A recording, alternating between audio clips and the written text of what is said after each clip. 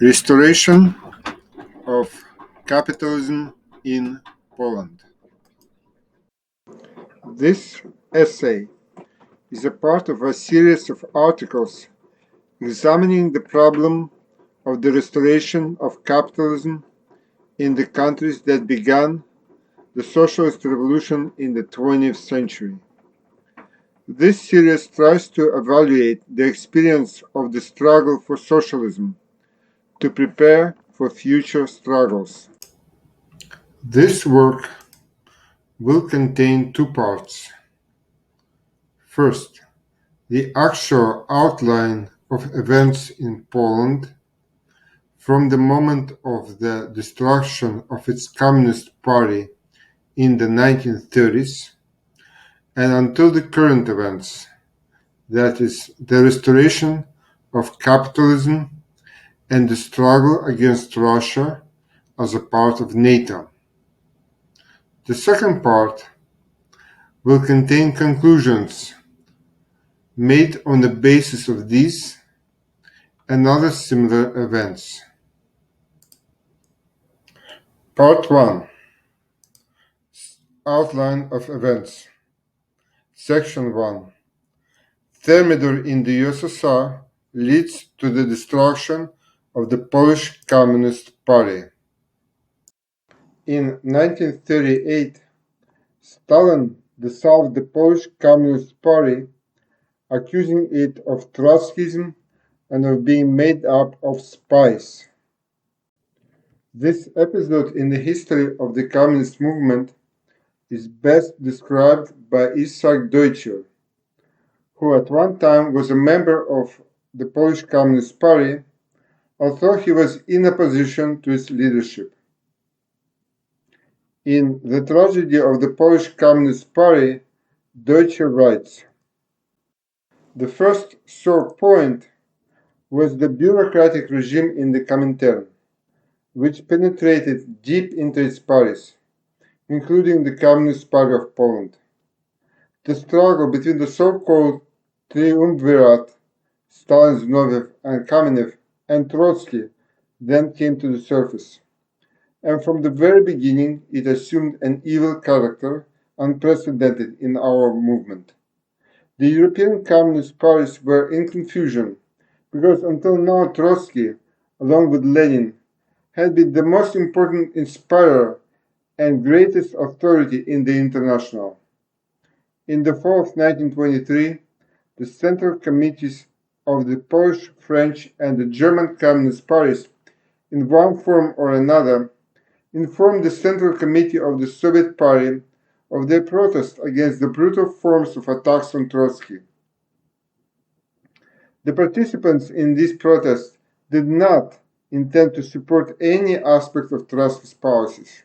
They simply warned the Soviet leadership about the harm that this campaign against Trotsky was causing to the communist movement and called on the All-Union Communist Party to resolve controversial issues in a communist, comradely manner.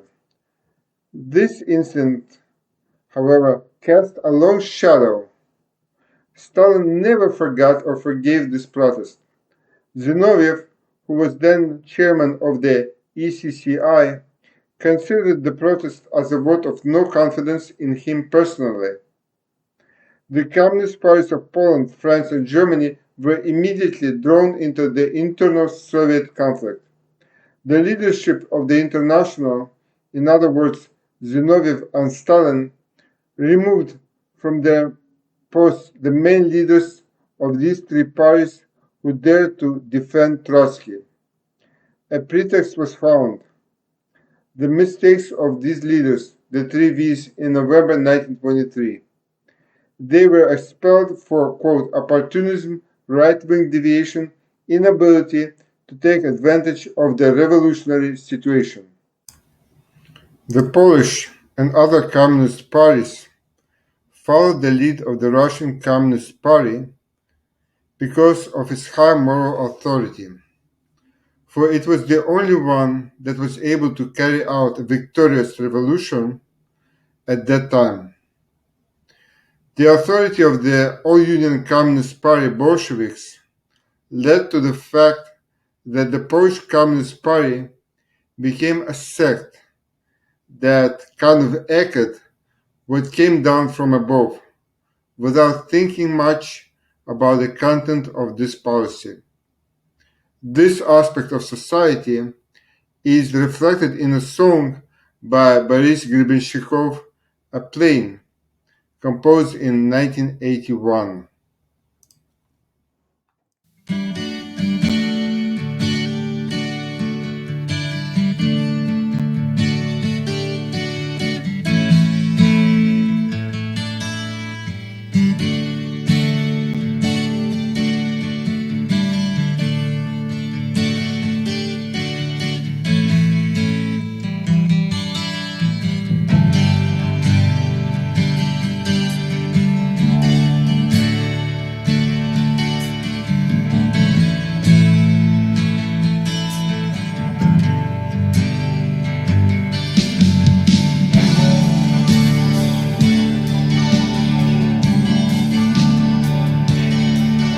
Мы стояли на плоскости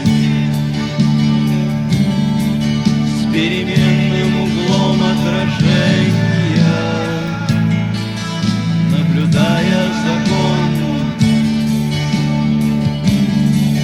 приводящий пейзажи в движение,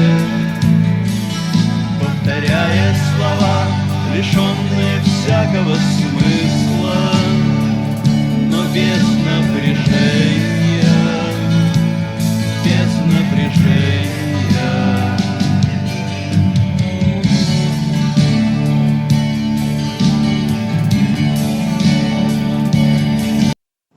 A leader of the Polish Stalinists, Władysław Gomulka, wrote the following: My faith in the Communist Party of Poland, in the party authority, as well as in the idea of socialism in general, was no different from the faith in God and the Holy Church of the followers of the Roman Catholic religion. Being a communist, I behaved towards the party in exactly the same way as a deeply religious Catholic behaves towards his professing priest, to whose every question he answers sincerely without hiding anything. Isaac Deutscher writes that the authority of the Communist Party of the Soviet Union was used to strengthen the power of nomenclatura. Quote, the moral authority of the Soviet Party, the only party that led the proletarian revolution to victory, was so great that the Polish communists accepted Moscow's decisions even when Moscow abused its revolutionary authority. Stalinism represented a constant chain of such abuses, the systematic exploitation of the moral credit of the revolution for purposes that often had nothing to do with the interests of communism, but only served to consolidate the bureaucratic regime in the USSR. End of quote. The authority of the Russian Revolution is still used to prop up the likes of Gennady Zyuganov in Russia and other neo-Stalinists. In 1928, we see the struggle between the factions of Stalin and Bukharin.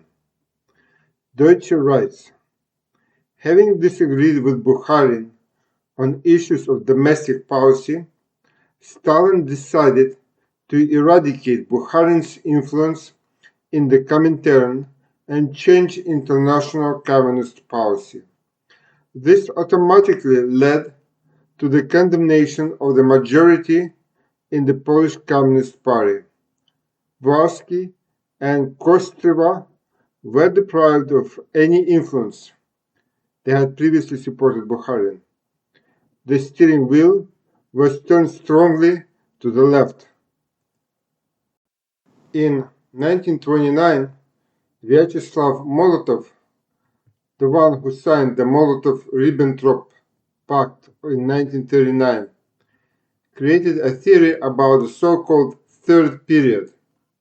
According to this theory, the capitalist world is in a directly revolutionary situation.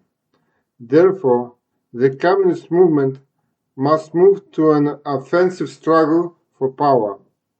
Social democracy, henceforth called social fascism, is the main and most dangerous enemy of communism. Moreover, the left wing of the social democratic parties is more dangerous than their right wing. Communists must direct the fire of struggle against this enemy. They are prohibited from entering into any agreements with the socialists. They must create their own red trade unions, splitting the general trade unions, and with their help organize general strikes and armed uprisings. End of quote. This policy was carried out from 1929 to 1934. In 1933, Hitler came to power in Germany, partially thanks to the policy of the third period. In 1934, this ultra-left policy was replaced by the ultra-right policy of the Popular Front. Deutsche writes, "The Popular Front was the direct opposite of the policy of the third period. Yesterday's social fascists have turned into anti-fascist fighters." In 1936-1937, massive repressions of communists took place in the USSR. Foreign communists were summoned to Moscow, arrested, and shot. We read in more detail about the Polish episode. The Polish operation of the NKVD began on August 11, 1937, by Order number 00485 of the People's Commissar of Internal Affairs Yezhov. During this operation, at least 139,835 people were repressed on false charges of belonging to the Polish military organization and espionage and sabotage activities in 1937-1938, 111,091 of whom were shot. In 1938, Stalin, believing that the Communist Party of Poland was infected with Trotskyism and was an agent of the Polish political police, decided to dissolve it altogether. On this occasion, Stalin told Dimitrov that we were 2 years late with the dissolution of the Communist Party of Poland. A quote from The Collapse of the Comintern by Vladimir Pyatnitsky. Deutscher comments on the dissolution of the CPP. The leadership managed to stifle all discussion and terrorize party members to such an extent that they began to avoid us, that is, the opposition, with the same superstitious fear with which faithful parishioners avoid excommunicated heretics. The opposition was hermetically isolated from the party, and by 1936 had virtually no contact with it. Thus, the accusation that the Communist Party of Poland had become a Trotskyist agent was clearly a fabrication. But nevertheless, the doubts and thoughts that the opposition sowed in the party continued to germinate. Even while party members remained conformists, many of them never stopped listening to the voice of the opposition. It influenced them to a greater or lesser extent, at least enough to make them skeptical about the holy scripture of Stalinism. And since nothing in nature ever completely disappears, Luxembourg's heritage was not completely lost either, despite years of eradication. The influence of the opposition and the influence of this tradition was such that even after Bolshevization, the psychological profile of the most devout Polish communist from the Stalinist point of view left much to be desired. This was the case in the 1930s. Fortunately, this was also the case after the Second World War. During this entire period, a certain law of continuity never ceased to operate. End of quote. The fact that the law of continuity is in effect was shown by the activities of many communists and workers in Poland in the 1950s, for example, the Voltairean Club organized by Jacek Kuron. In the late 1930s, the Comintern completely suppressed communist activities in Poland. In the neo-Stalinist monograph, Poland in the 20th Century, which we will cite often, we read, the initiative and organizational activities of the communists, a considerable part of whom 2,000 to 3,000 functionaries of the CPP in the fall of 1939 and in the first half of 1940 moved to the territory of the USSR, mainly to Lvov and Bialystok, was largely constrained by the decisions of the Executive Committee of the Comintern on the dissolution of the Communist Party of Poland in 1938. There was a ban on party members engaging in political activities until Moscow gave instructions on the possibilities of restoring the party, which could only happen with the permission of the Comintern and under its mandate. The Polish communists who tried to resist the dissolution of the Communist Party of Poland were destroyed by Stalin during the Second World War. For example,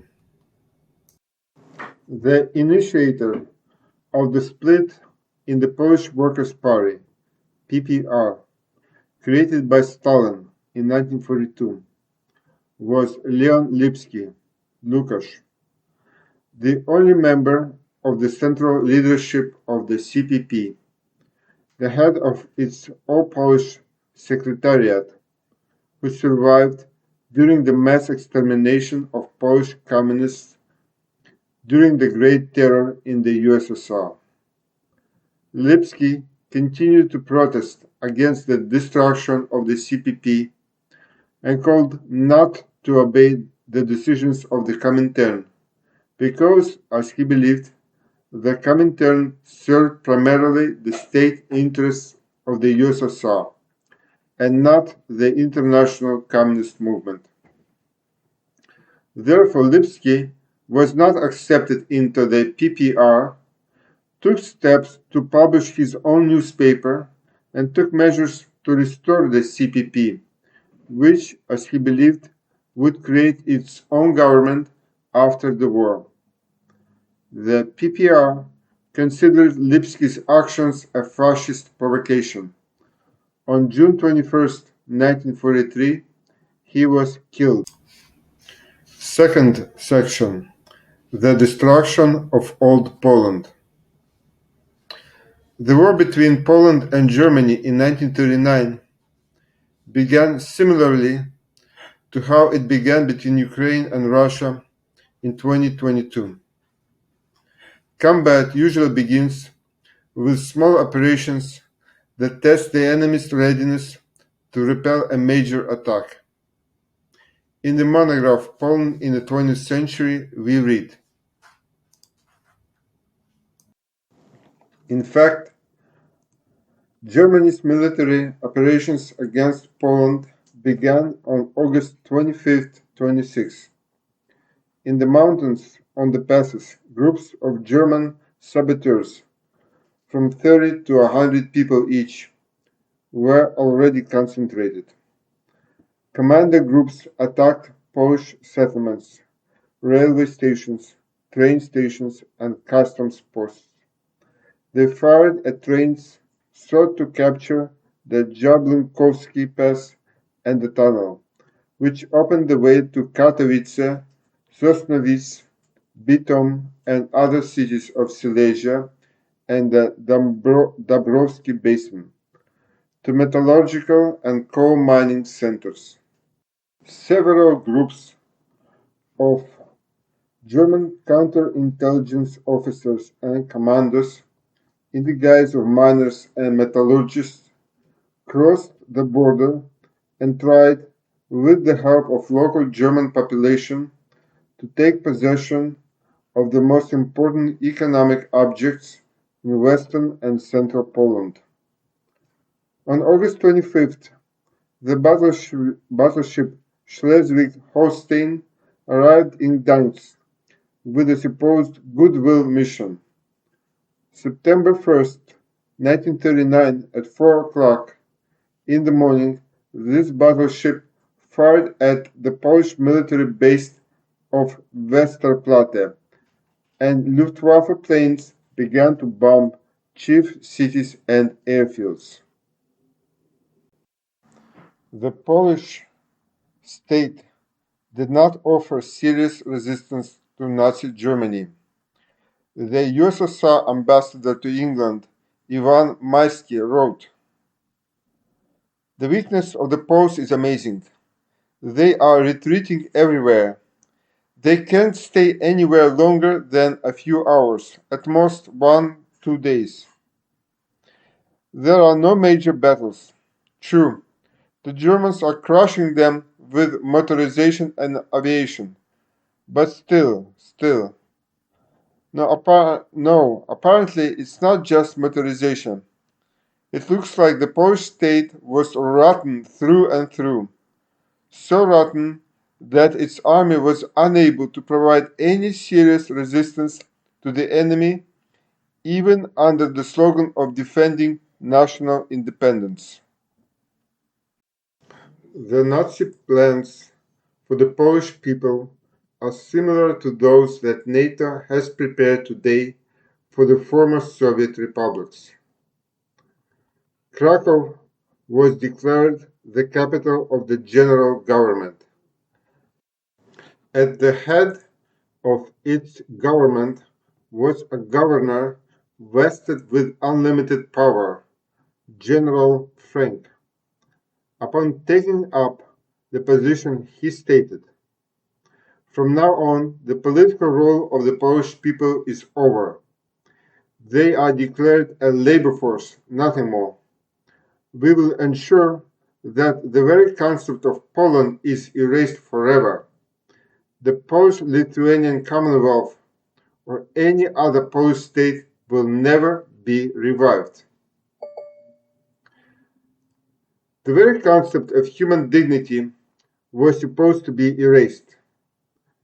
In both German parts of the Polish lands, a strict policy was pursued to suppress the national identity and culture of the Poles. The goal was to reduce the population of Poland to the position of powerless slaves, deprived of national traditions and social demands. To instill in the Poles the feeling of being doomed to moral and physical destruction. For the population of the German East, Himmler asserted, there can be no schools higher than fourth grade.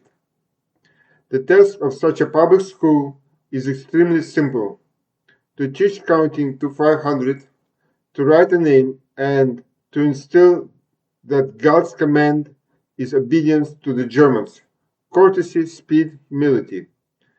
I don't consider it necessary to teach reading. According to Bormann, Hitler's deputy in the party, Slavs must work and die when they become unnecessary to the Germans. Healthcare, therefore, is unnecessary. Education is not necessary. It is enough for a Slav to be able to count to 100. On the other hand, from the east, on September 17, 1939, Soviet troops invaded Poland on the basis of the Molotov-Ribbentrop Pact, according to which Poland was divided into German and Soviet spheres of influence. Polish troops in the east surrendered. In March of 1940, the Soviet leadership shot Polish officers on the grounds that they had waged anti-Soviet agitation in captivity. Regarding the attack of Germany and the USSR on Poland, the Communists of Poland adhered to a pro-Moscow Stalinist position, thereby isolating themselves from the society. Their position did not reflect the basic needs and desires of the Polish people. Slogans were repeated about Poland as the 17th Republic of the USSR, about the inevitability of the dictatorship of the proletariat and the intensification of the class struggle. The Soviet form of power was absolutized. In conditions when the actions of the USSR in September 1939 were unanimously regarded by the Poles as aggression, when the different political forces of Poland were united by the desire to return the seized territories, the Communists could not have serious support in Polish society. In some ways, they are reminiscent of those leftists who support Russia's invasion of Ukraine in 2022. Section 3. The USSR imposes a Stalinist regime on Poland.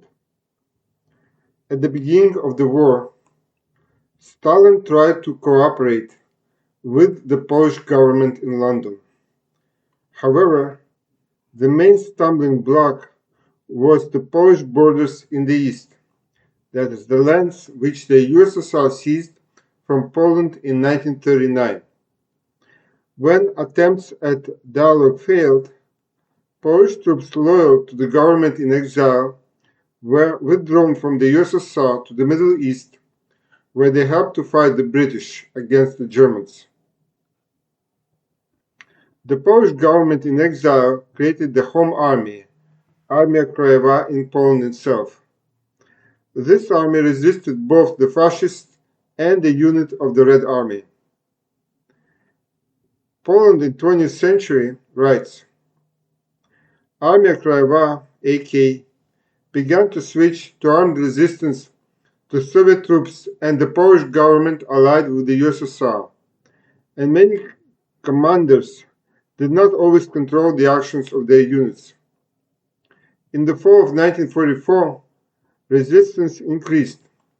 There were attempts by AK units to seize power on the ground, counteract the PCNO, that is the Soviet allied government, terrorize and destroy representatives of its administration, as well as soldiers and officers of the Red Army. Stalin created state apparatus in Poland consisting mostly of Soviet military personnel. The most famous figure was General Konstantin Rokossovsky, who was a Pole by birth but a Soviet officer. After the end of the war, he became the head of the Polish General Staff.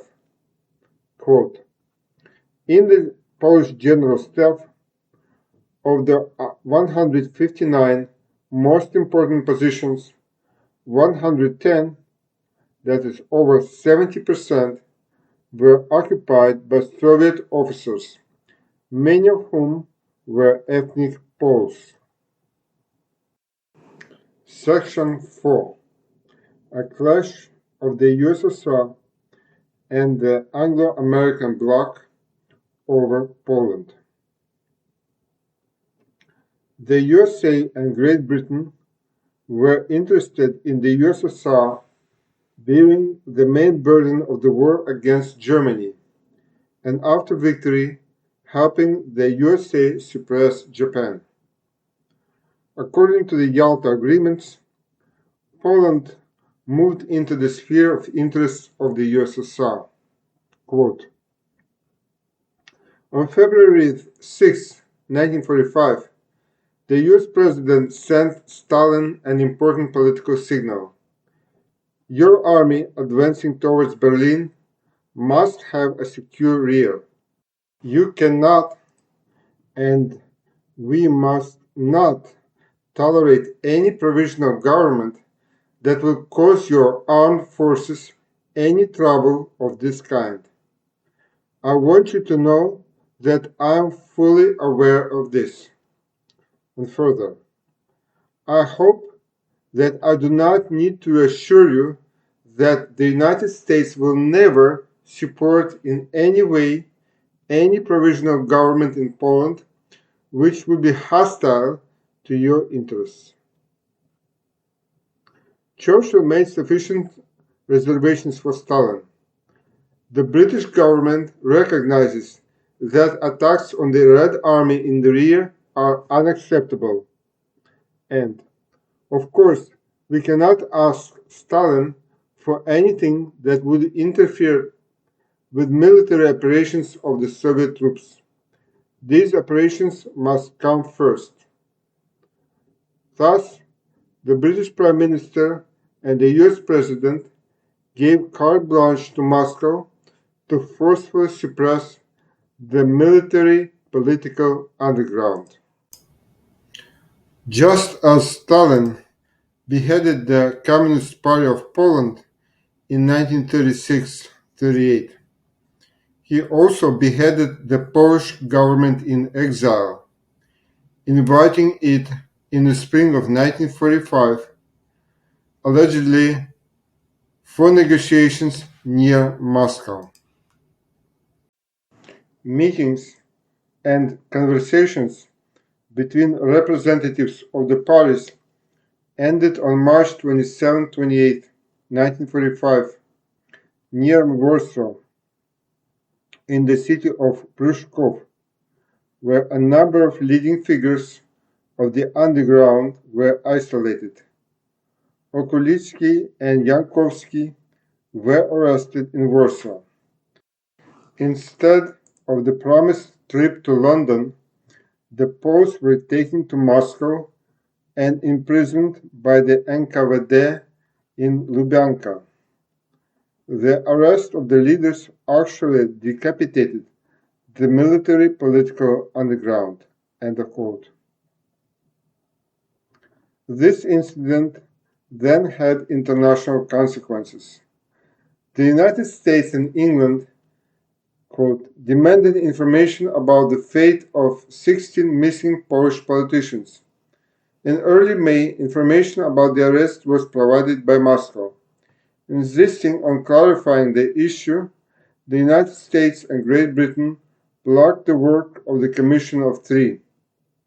Washington stopped supplies of military and other products to the USSR under Lend-Lease agreement, part of which was paid for in gold and diamonds. A number of signals from Great Britain were unacceptable to Moscow. Churchill was firm when speaking about the Iron Curtain that had fallen along the front line. May 18th, talking with the Soviet ambassador Gusev, Churchill was indignant that we named Polish candidates for negotiations and you put them in prison. Polish affairs are driven into a dead end, and promised not to allow to be treated rudely and to infringe on our interests. Soviet ambassador reported to Moscow, the English press is taking a new anti-Soviet course, and English parliamentary circles, Polish agents are waging an unbridled anti-Soviet campaign. End of quote. Churchill, meanwhile, was creating a plan for the war against the USSR.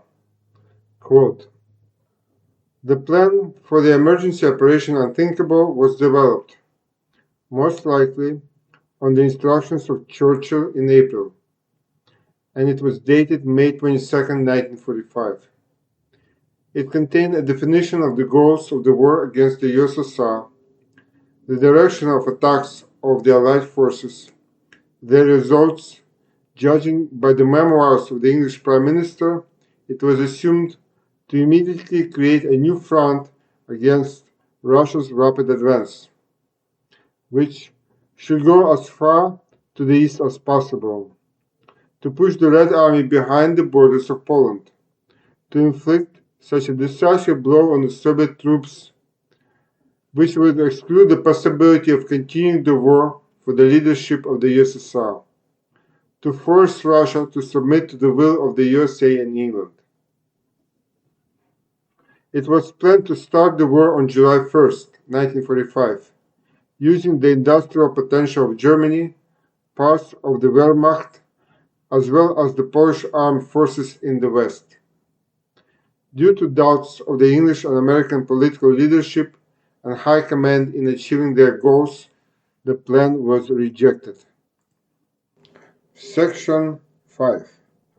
Falsification of the referendum of 1946 and elections of 1947.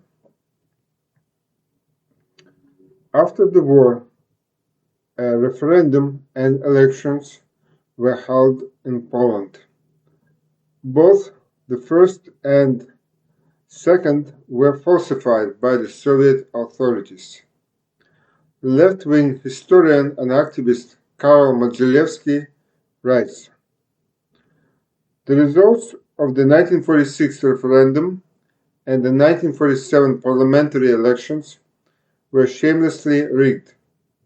Although the elections themselves were held in compliance with pluralism, voters voted not under coercion, but in accordance with their convictions.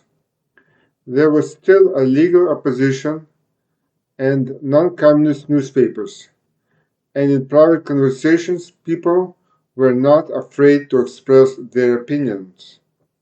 Soon all this changed. Polyphony turned into nationwide monophony. Fear dictated not only words and gestures, but also thoughts and feelings.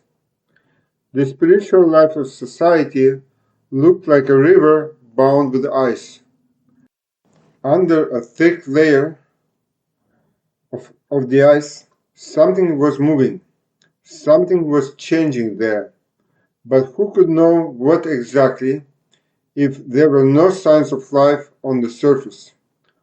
Only with the advent of the thaw, when the ice began to crack, and then the revolutionary year of 1956 came, it turned out how significant the changes were during that time, which then seemed dead.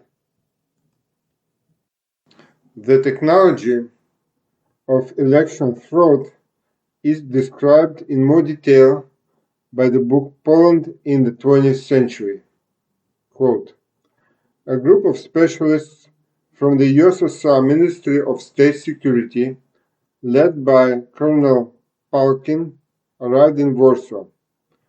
Working in close contact with Gomulka and Beirut, they developed an operation plan to falsify the results of the poll. The popular vote process on June 30, 1946, showed that the majority of voters supported Mykolaichik's party. And further, Stalin was notified that cabinet members from the PPR and PPS decided to correct the alarming results of the survey, that adjustments to the materials will be made not only in the Central Commission, but also in voivodeship and even district commissions. The distribution of seats in the Sejm and the government took place according to a preliminary inter-party agreement and was the result of a strong-willed adjustment of the election results by the communists and socialists.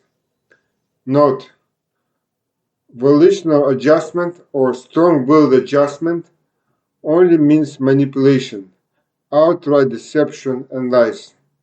As Trotsky said, whoever holds elections wins them. Polish society turned out to be unprepared for protests after fraud, as for example Ukrainian nationalists did in 2004, after the rigged elections in which Yanukovych allegedly won, but in fact Yushchenko. It follows from this: if you want to win elections that are likely to be rigged by those in power, prepare for the need to hold protests after the elections. And one more interesting point related to the falsification of elections in Poland. The channel Wiesnik Buri, translated as a herald of the storm, in the video How Stalin Captured Poland After the Second World War, questions the falsification of elections in Poland in 1947. Thus, the channel justifies the Stalinist regime. It is likely that it is another secret agent from the nomenclatura camp in the left movement. Section 6. The creation of Cominform and the Polish United Workers' Party, PZPR. In 1947, Stalin created the Information Bureau, which was supposed to unite communist parties under the leadership of the Soviet Communist Party. Poland, represented by its leadership, spoke out against the creation of this structure because feared the imposition of the opinion of the USSR leadership. We read, in Skliawska Poreba, the delegation of the All-Union Communist Party Bolsheviks insisted on the establishment, in addition to the printed organ, of the Information Bureau of Communist and Workers' Parties as a coordinating body, in fact, designed to control the activities of the parties participating in the meeting. This was not discussed during the preparation for the meeting, and Gomulka feared the creation of such a structure. He tried to defend a special opinion. After Zhdanow's report, he was even ready to resign from the post of General Secretary of the Central Committee of the PPR.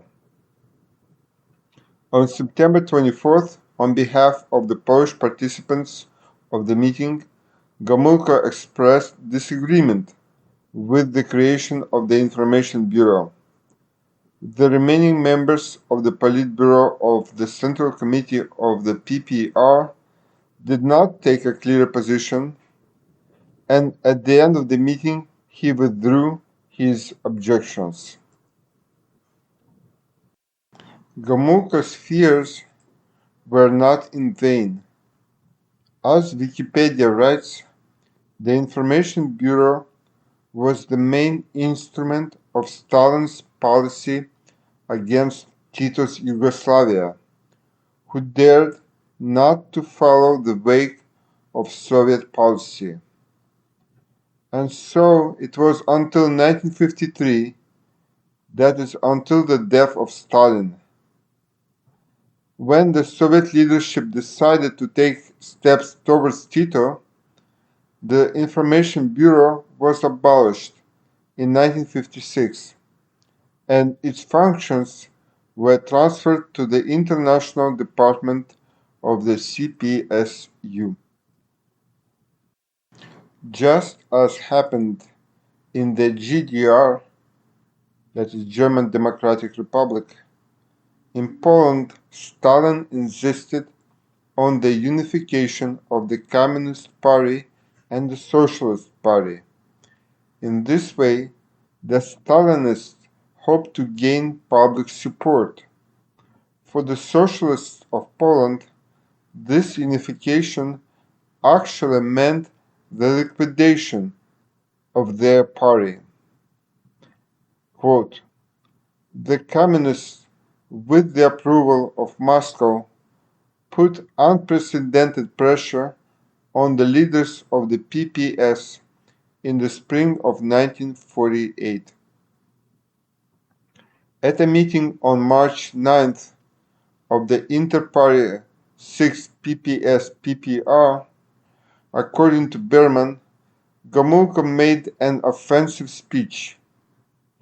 He accused the leadership of the PPS of being insincere in its fight against the right, not helping the left-wing elements to advance in the party, not fulfilling the agreement with the PPR on a united front in the field of ideological rapprochement and preparing an organic unification of parties. End of quote. The Polish Workers' Party, having united with the Socialists, became known as the Polish United Workers' Party, PZPR. The Communists hoped that through such a formal unification, they would be able to look more decent in the eyes of the Polish society, more Polish. However, even in the United Party, the Polish people continued to see only an instrument of Stalinist policy. In 1948, amid the conflict between the USSR and Yugoslavia, Stalin removed Gomulka from power, who spoke of his own path to socialism. Quote, Gomulka insisted that the ruling party must advocate and defend independence if it wants to have social influence. Stalin did not like this position.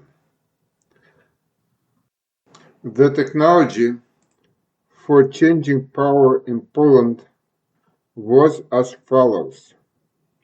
The Soviet leadership was aware of the struggle of various clans at the top of the Polish leadership through its agents in the government. The leader of the opposition clan was summoned to Moscow. Quote, on August 15th, Beirut flew to Moscow and on the night of August 16th had a long conversation with Stalin and Molotov. He formulated the main complaints against Gomulka: conciliation towards the Communist Party of Yugoslavia, a false understanding of the traditions of the labor movement on the issue of independence, a serious right-wing nationalist bias which manifested itself in the spring of 1944. Stalin's consent to Gomulka's resignation and the transfer of the post of General Secretary to Beirut was received. But the decision on this matter, as it was believed in Moscow, should have been made by the PPR. Gomulka, notified of Stalin's position at a Politburo meeting on August 19th, agreed to resign and admit some mistakes, which Beirut had previously been unable to get from him. The mode of functioning of the United Party was reduced to the approval of decisions made at the very top, in fact by the General Secretary, There were almost no discussions, even in the Politburo. Quote, all party politics became the lot of these highest party bodies, that is fairly narrow group of people vested with almost unlimited power.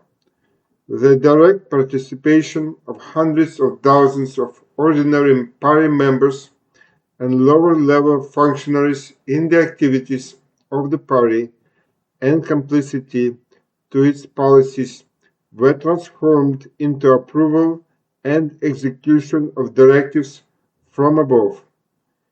Intra-party discussions disappeared.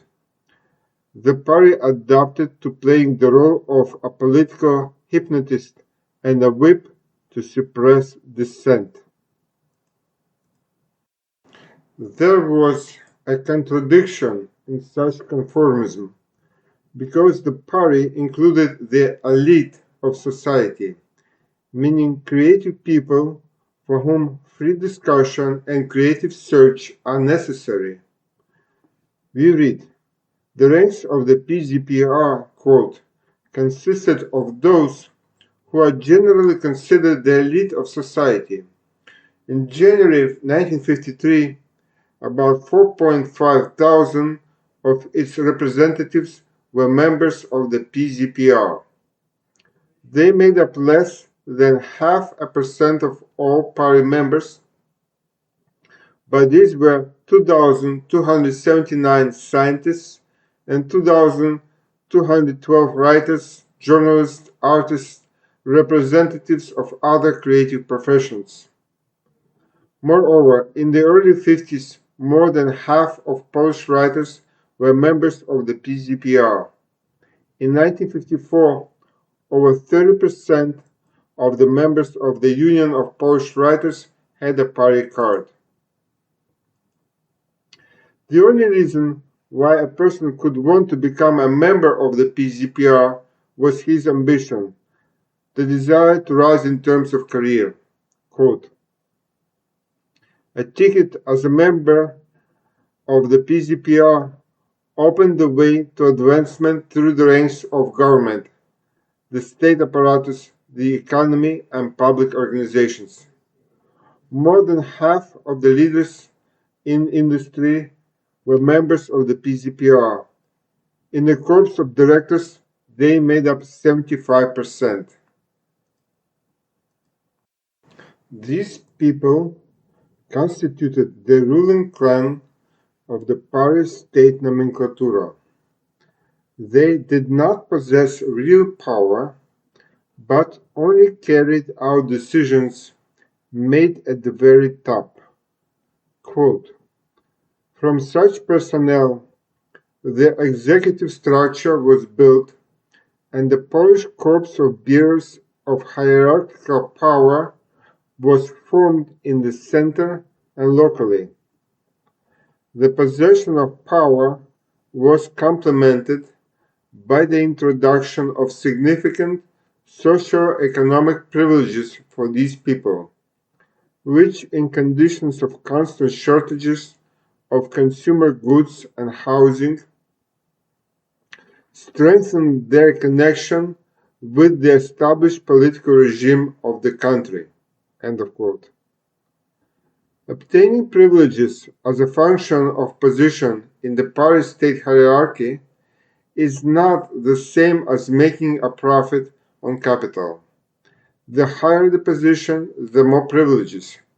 However, it was possible to lose these positions, as we saw in the example of leaders of Hungary in 1956 and Czechoslovakia in 1968. The atmosphere inside Polish society, as in any Stalinist state, was extremely disgusting and rotten. Quote, a clan or interpersonal struggle was often passed off as a dissent from the party. In other words, if you did not please the boss, he would complain about you as a dissident or even as a Trotskyist, and then the person was deprived of all material privileges. We see an example of this in the film Man of Marble, 1977, directed by Andrzej Wajda, when an advanced worker is evicted from a comfortable apartment after he tried to protect a comrade who was being repressed by the Polish security authorities. The Polish ruling party, like its Soviet big brother, pursued a policy of anti-Semitism. This was due to the fact that within the old capitalist society, Jews were oppressed, and therefore there were many Jews among the revolutionaries and communists. Many of them later entered the state apparatus. During the interclan struggle for power, the Polish authorities decided to use the prevailing anti-Semitism within the Polish society to oust Jews from their positions in the apparatus. Quote, almost simultaneously with the struggle against the right-wing nationalist deviation that the group led by Beirut launched, the leading circles of the party showed concern about the national character of the leadership. This was a Polish reflection of the fact that in the 40s and 50s in the USSR and a number of countries of the Warsaw Bloc, a course was taken towards the redistribution of power within the ruling elites in favor of the people of the titular nation at the expense of the Jews who were communists. Very widespread everyday anti-Semitism rose to the level of state policy. Legal prosecutions were organized against Jewish communists. They were turned into conspirators, culprits of difficulties and social tension in the society, and thereby directed the discontent of the lower classes accumulating in the country into a national channel. End of quote. So anti-Semitism is a part of the nationalist policy of the nomenclatura, their weapon in the interclan struggle for power. It is no coincidence that such rebels as Jacek Kuron declared themselves Jews to the police. By this, they wanted to strengthen opposition to the power of nomenclatura. Start of struggle against the Stalinist regime in 1950s. Stalin died in 1953. A struggle for power began in the USSR, during which some of the highest representatives of the nomenclatura, such as Beria and Sudoplatov, died or were thrown into prison for significant periods. The nomenclatura, wanting to free itself from the fear that hung over it during the rule of Stalin, began a policy of half-hearted de-Stalinization. The 20th Congress of the CPSU was held, at which Khrushchev made his secret report regarding Stalin.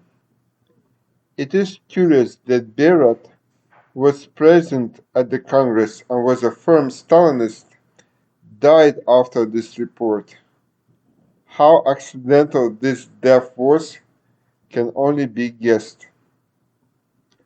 In Poland, during this period, material difficulties began. On June 28, 1956, in Poznan, an armed clash occurred between security officers and workers who demanded bread and took anti-government positions. We read in Poland in 20th century. A shootout began between demonstrators and security officers, and it is still unclear who opened fire first.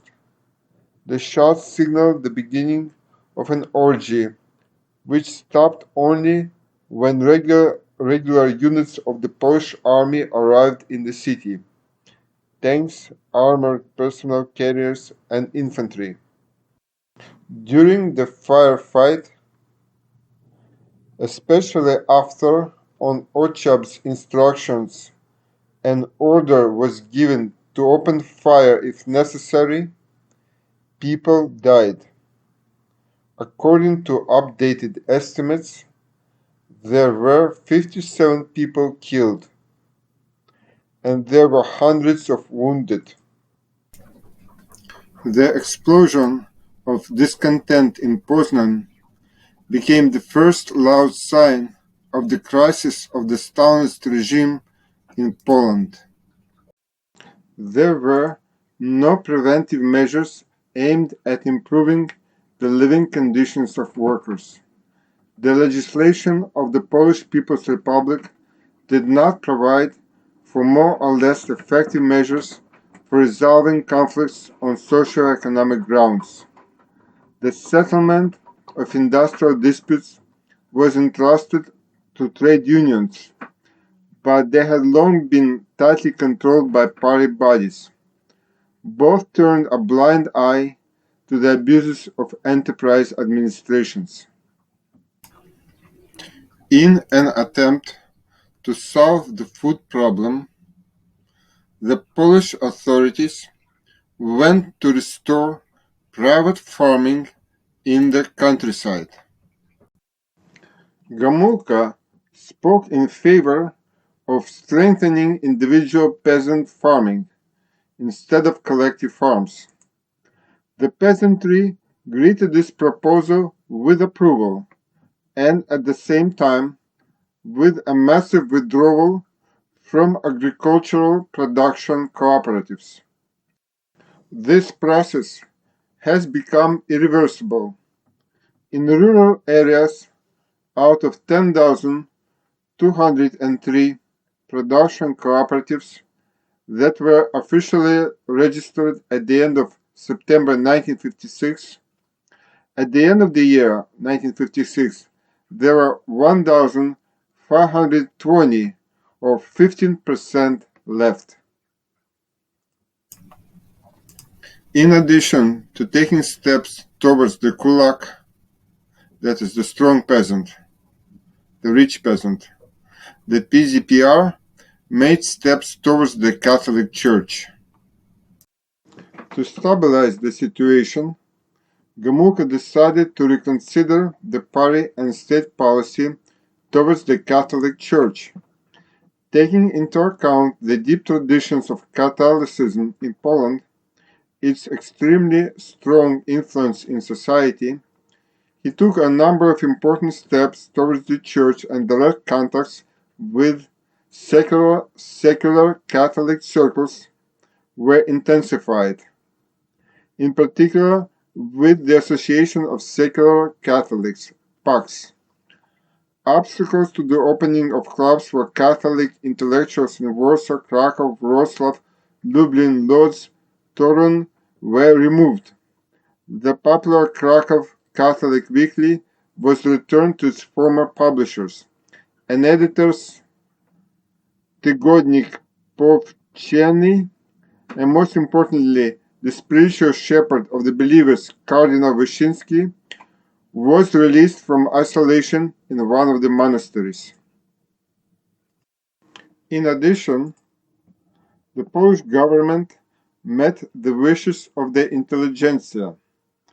Karol Modzelewski writes, "A Polish peculiarity after 1956 was the liberalism of the communist state in relation to the creative intelligentsia, cultural figures, scientists, and teachers of higher educational institutions. One could expect that the kindness of the political authorities coming from above in relation to intellectuals would be similar to the proverb, 'The lordly flavor is fickle.' Nevertheless, Gomulka's team left the intelligentsia with some freedom, considering it a kind of security valve.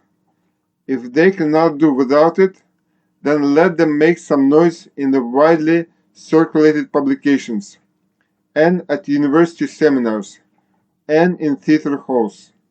This is much better than if they were trying to enter the territory of political action reserved only for the party. Thus, a trend has emerged. The bureaucracy responds to labor and popular unrest with a partial restoration of capitalism and democratization of the regime. Section 8. A Stalinist regime spurns the youth and left intellectuals. 1960s. The thaw for the Polish intelligentsia, as well as for the Soviet one, did not last long.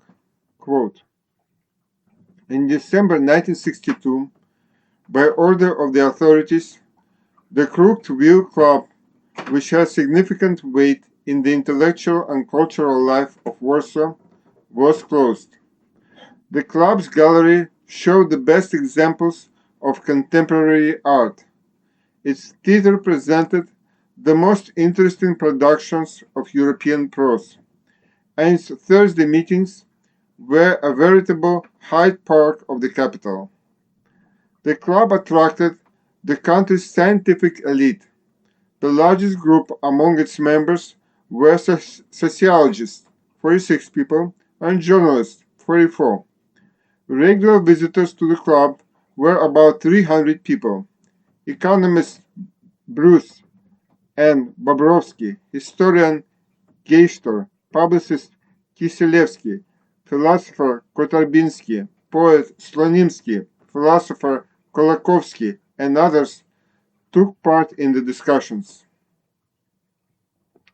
Further, we read in Poem in 20th Century, quote, a similar fate befell the discussion club of school youth, the Contradiction Seekers Club, which was created by Kuron's pupils in the far-left Walter Squads of the Union of Polish Scouts, so named in memory of the hero of the Civil War in Spain, General Swierczewski, Walter.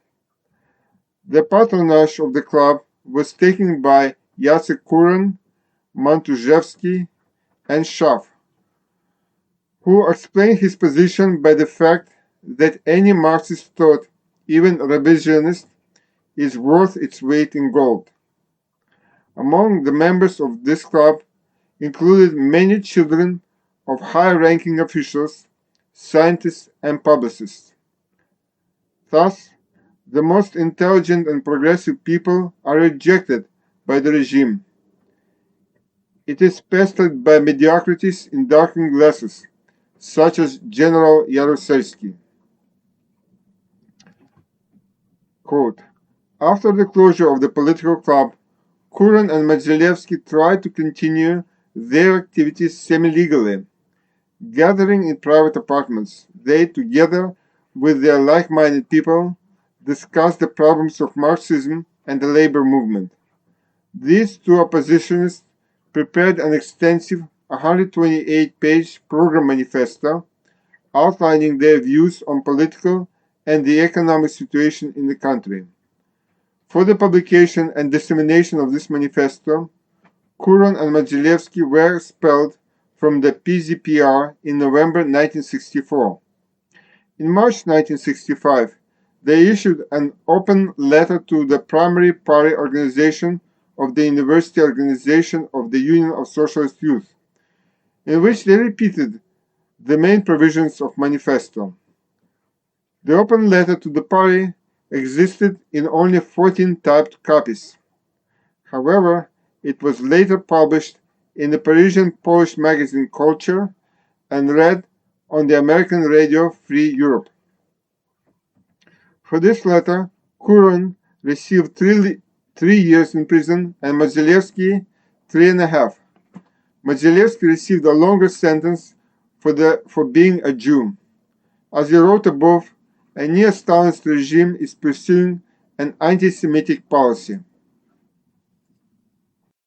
The regime in society during the Stalin era and after it cannot be called the same. In Let's Drive the Neck of History, Mazilevsky writes, quote, "Unlike theorists who study models of dictatorial regimes, I spent a total of 8.5 years in the Polish prisons of the times of Gomulka, Gierek, and Jaruzelski. The difference between what was then my fate and Stalin's practice of investigation, trial, and imprisonment is huge. Maybe this is an overtly personal point of view, but I cannot agree that it is insignificant. For me, it is important. The difference to which I attach such significant importance was mainly, though not exclusively, a consequence of the abolition and condemnation of Stalinist terror. I am not going to argue about the definition of the concepts of totalitarianism and authoritarianism. I just do not agree to deny the essential difference between the communist dictatorship of the times of Beirut and the times of Gomulka. Section 9. Groupings inside the Polish nomenclatura in 1960s. The essence of political life in a Stalinist country comes down to the struggle between various factions of the nomenclatura. Among the Polish nomenclatura in the 1960s, there were three main groups. Quote, the first group united around former members of the Politburo of the Central Committee of the PZPR, Zombrowski and Staszewski. Its supporters were one-time members of the Communist Party of Poland, who were in the USSR during the war, and after its end returned to the country and occupied various positions, including high party and government positions. Mostly these were Poles of Jewish origin. Quote, the second group is the so-called partisans, whose leader was then Minister of Internal Affairs Morchar. During the war, they fought with arms in their hands against the German occupiers and then with the right underground. However, power in the country ended up in the hands of those who came from the Soviet Union. They were better prepared for this role and had more confidence from the Big Brother. And another quote. The third group was known as the Katowice group, named after the capital of the Silesian voivodeship, Katowice. Its leader was Gierek, the first secretary of the voivodeship committee of the PZPR. The voivodeship established its own rules, somewhat different from others, for which the people nicknamed Katowice Katanga. It was characterized by a high level of industrial development, greater economic efficiency, modern approaches to management, etc. In this region, the authorities paid more attention to the growth of population consumption and housing construction. The voivodeship organization of PZPR was the most numerous and effective in its work. The party committee was dominated by a strict hierarchy and discipline. Gierek's working style was characterized by openness to people. Years of living in the West, before and during the war, made him unlike both Polish and Soviet party leaders. As a result, he was known as a socialist technocrat and a good manager. Note that the experience of living in the West reflects well on the abilities of the future leader of Poland. Section 10. Crisis in the Epoch of Gomulka, 1956-1970. In Stalinist states, Decisions are most often made by one person, the top management, from whom the decision is communicated to everyone else. Such a person experiences pressure from various opposing social interests, and therefore his decisions are often contradictory. After Beirut's death in 1956 and until 1970, Poland was ruled by Gomulka. Here is what the monograph Poland in the 20th Century writes about his rule. Quote, all power was concentrated in the hands of the so-called narrow leadership. Meetings of the Politburo of the Central Committee of the PZPR were held rarely and irregularly. The Secretariat of the Central Committee practically did not meet. The decisions of the Politburo were mechanically brought to the attention of other government bodies. With such a decision-making mechanism, 1. There is no feedback from people who are directly affected by this or that issue. 2. There is no opportunity to consider alternative solutions to problems. 3. People who are responsible for executing decisions feel that their opinions do not matter. Let us remember that Joseph Stalin defined the requirements for nomenclatura in the following words. People who know how to implement directives, who can understand directives, who can accept directives as if they were their own, and who know how to implement them. Wikipedia. 4. Political life of the country is becoming more and more formalized because there is no real discussion of issues.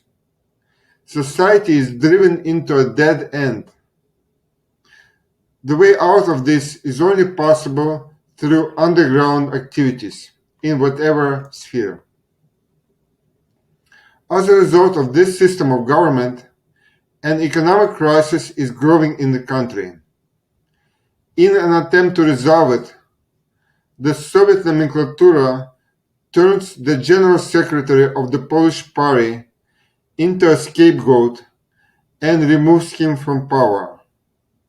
It happens like this.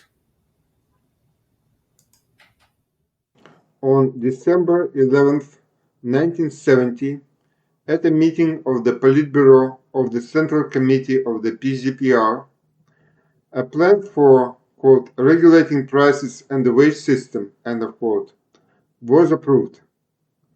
As a result, the increase in food prices came at the most inopportune time, before Christmas. The first secretary of the Central Committee imposed on the majority of the members of Politburo a prepared decision.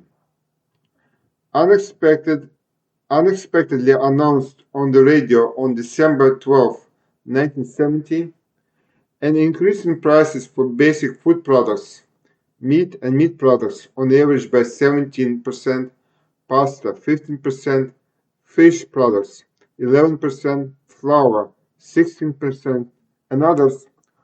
The average price increase was 15%, caused a wave of discontent in the country. As a result, quote, already on December 14th, 3,000 workers of the Lenin shipyard went on strike, demanding the cancellation of the price increase. Since the management of the enterprise could not fulfill their demands, they formed a column and headed to the building of the Voivodeship Committee of the PZPR.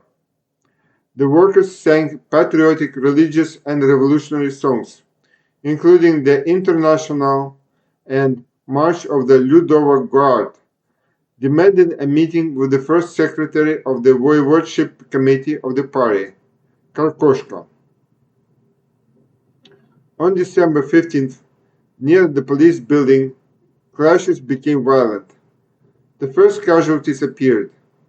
Several of the most aggressive people from the 20,000 strong crowd set fire to the building of the Voivodeship Committee of the party, supported by joyful cries.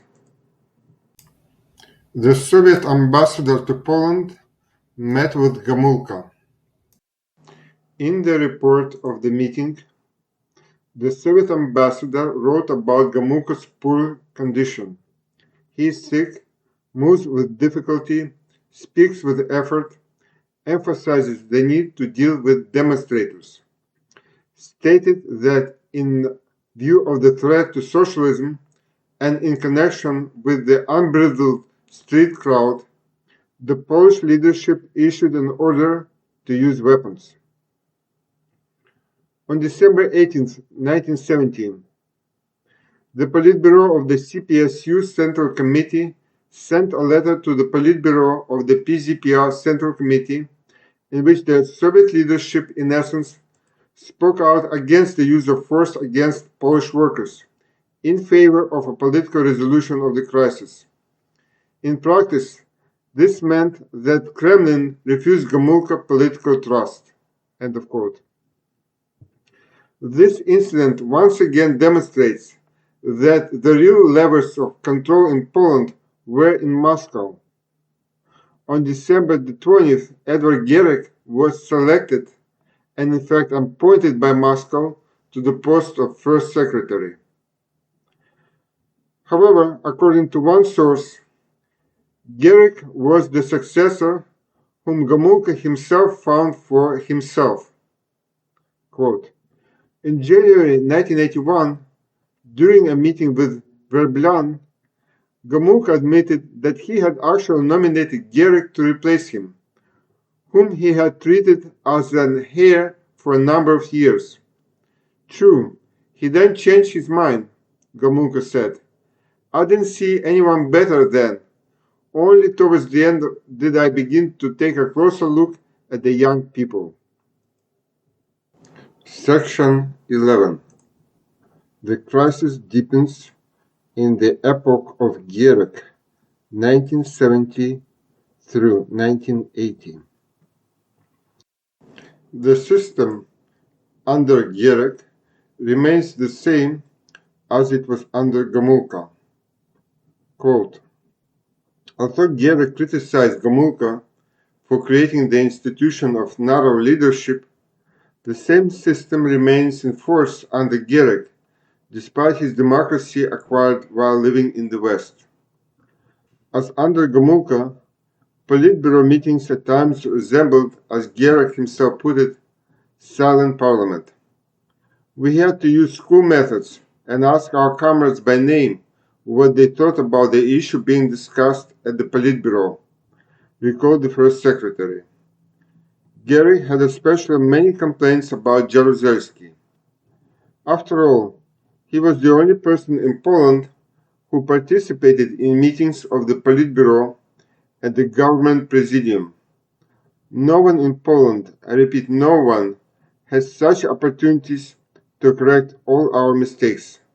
However, he preferred to wait.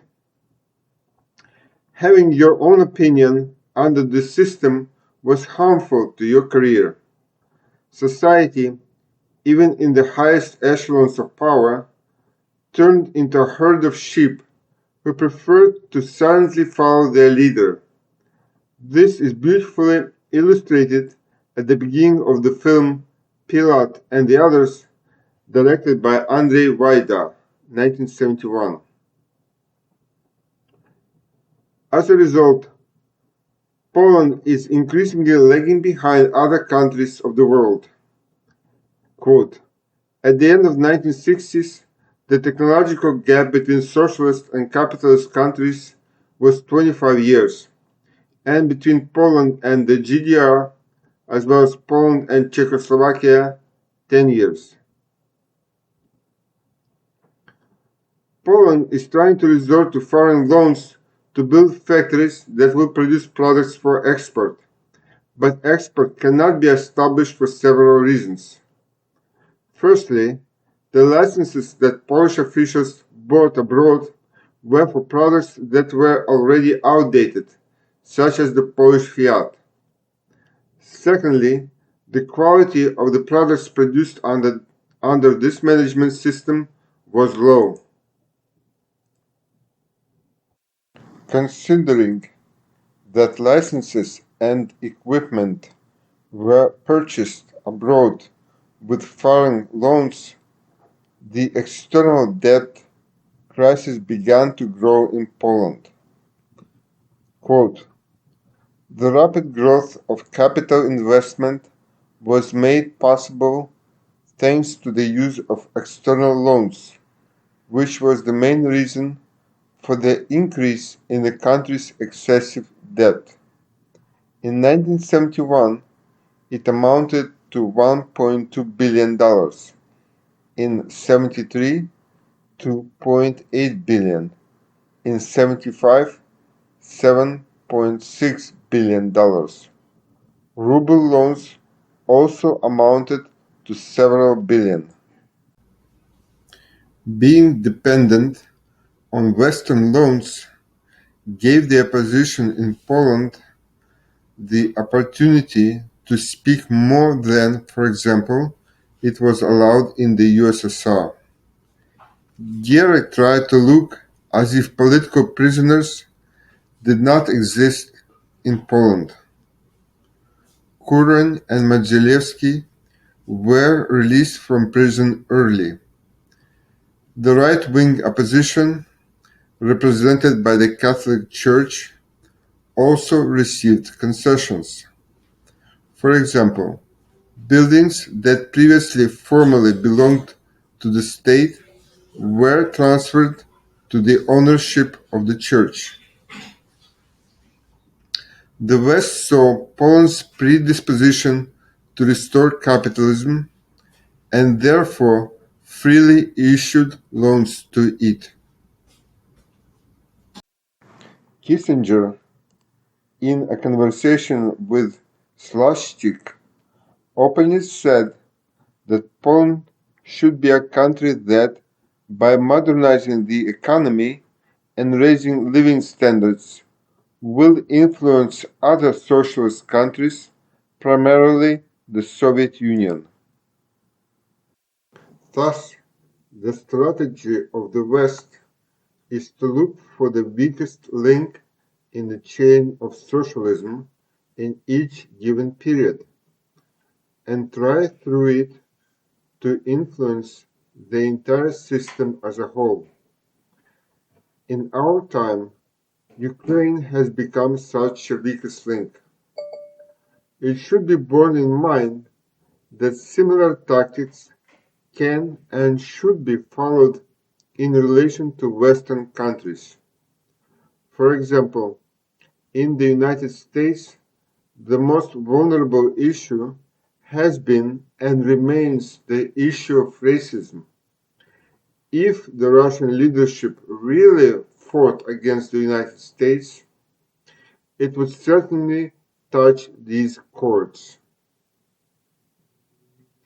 The crisis in Poland in the 1970s finds its expression in the increase in the money supply of the population in relation to consumer goods, and above all food.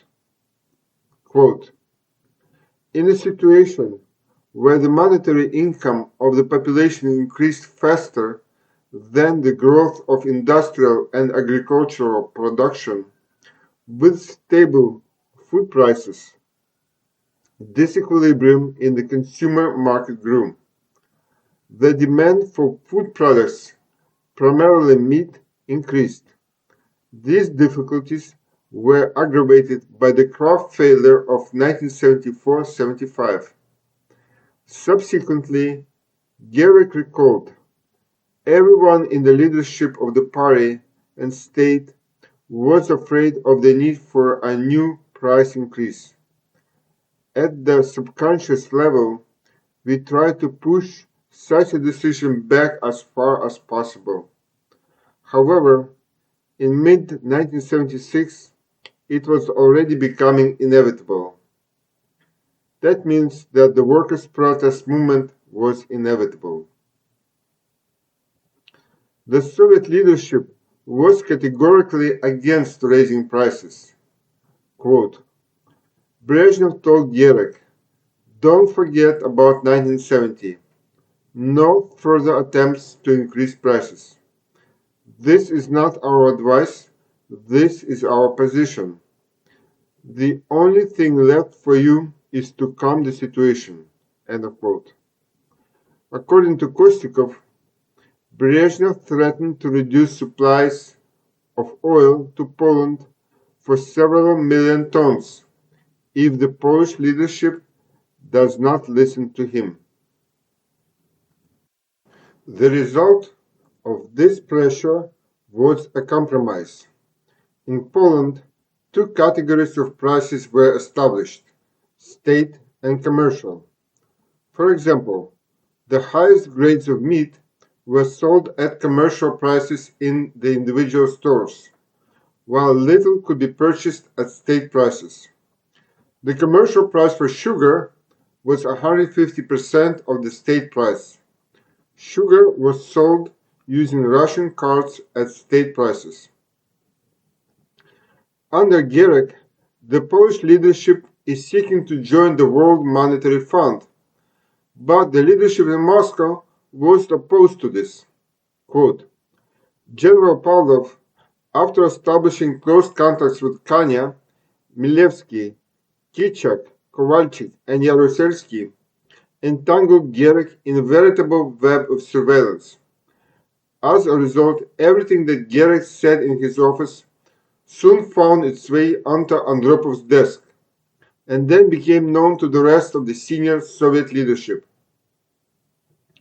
Thanks to this, in 1979, the Kremlin blocked, for example, Polish intentions to become a member of the International Monetary Fund and the World Bank, to introduce the convertibility of the zloty.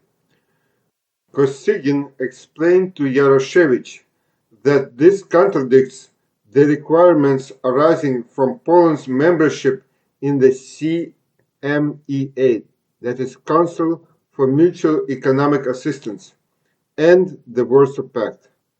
In essence, such steps would lead to the inclusion of the Polish economy in the world capitalist economic system. End of quote. The behind-the-scenes struggle continued inside the government apparatus. Quote, a paradoxical situation arose when the Central Committee apparatus was actually in opposition to the government, trying to develop its own economic program and wage a hidden war with the government. In turn, the leadership of the Council of Ministers limited the flow of information to the Central Committee, and also sharply criticized the reports and notes of the Economic Department's Central Committee and a group of advisors to the first secretary of the Central Committee. End of quote.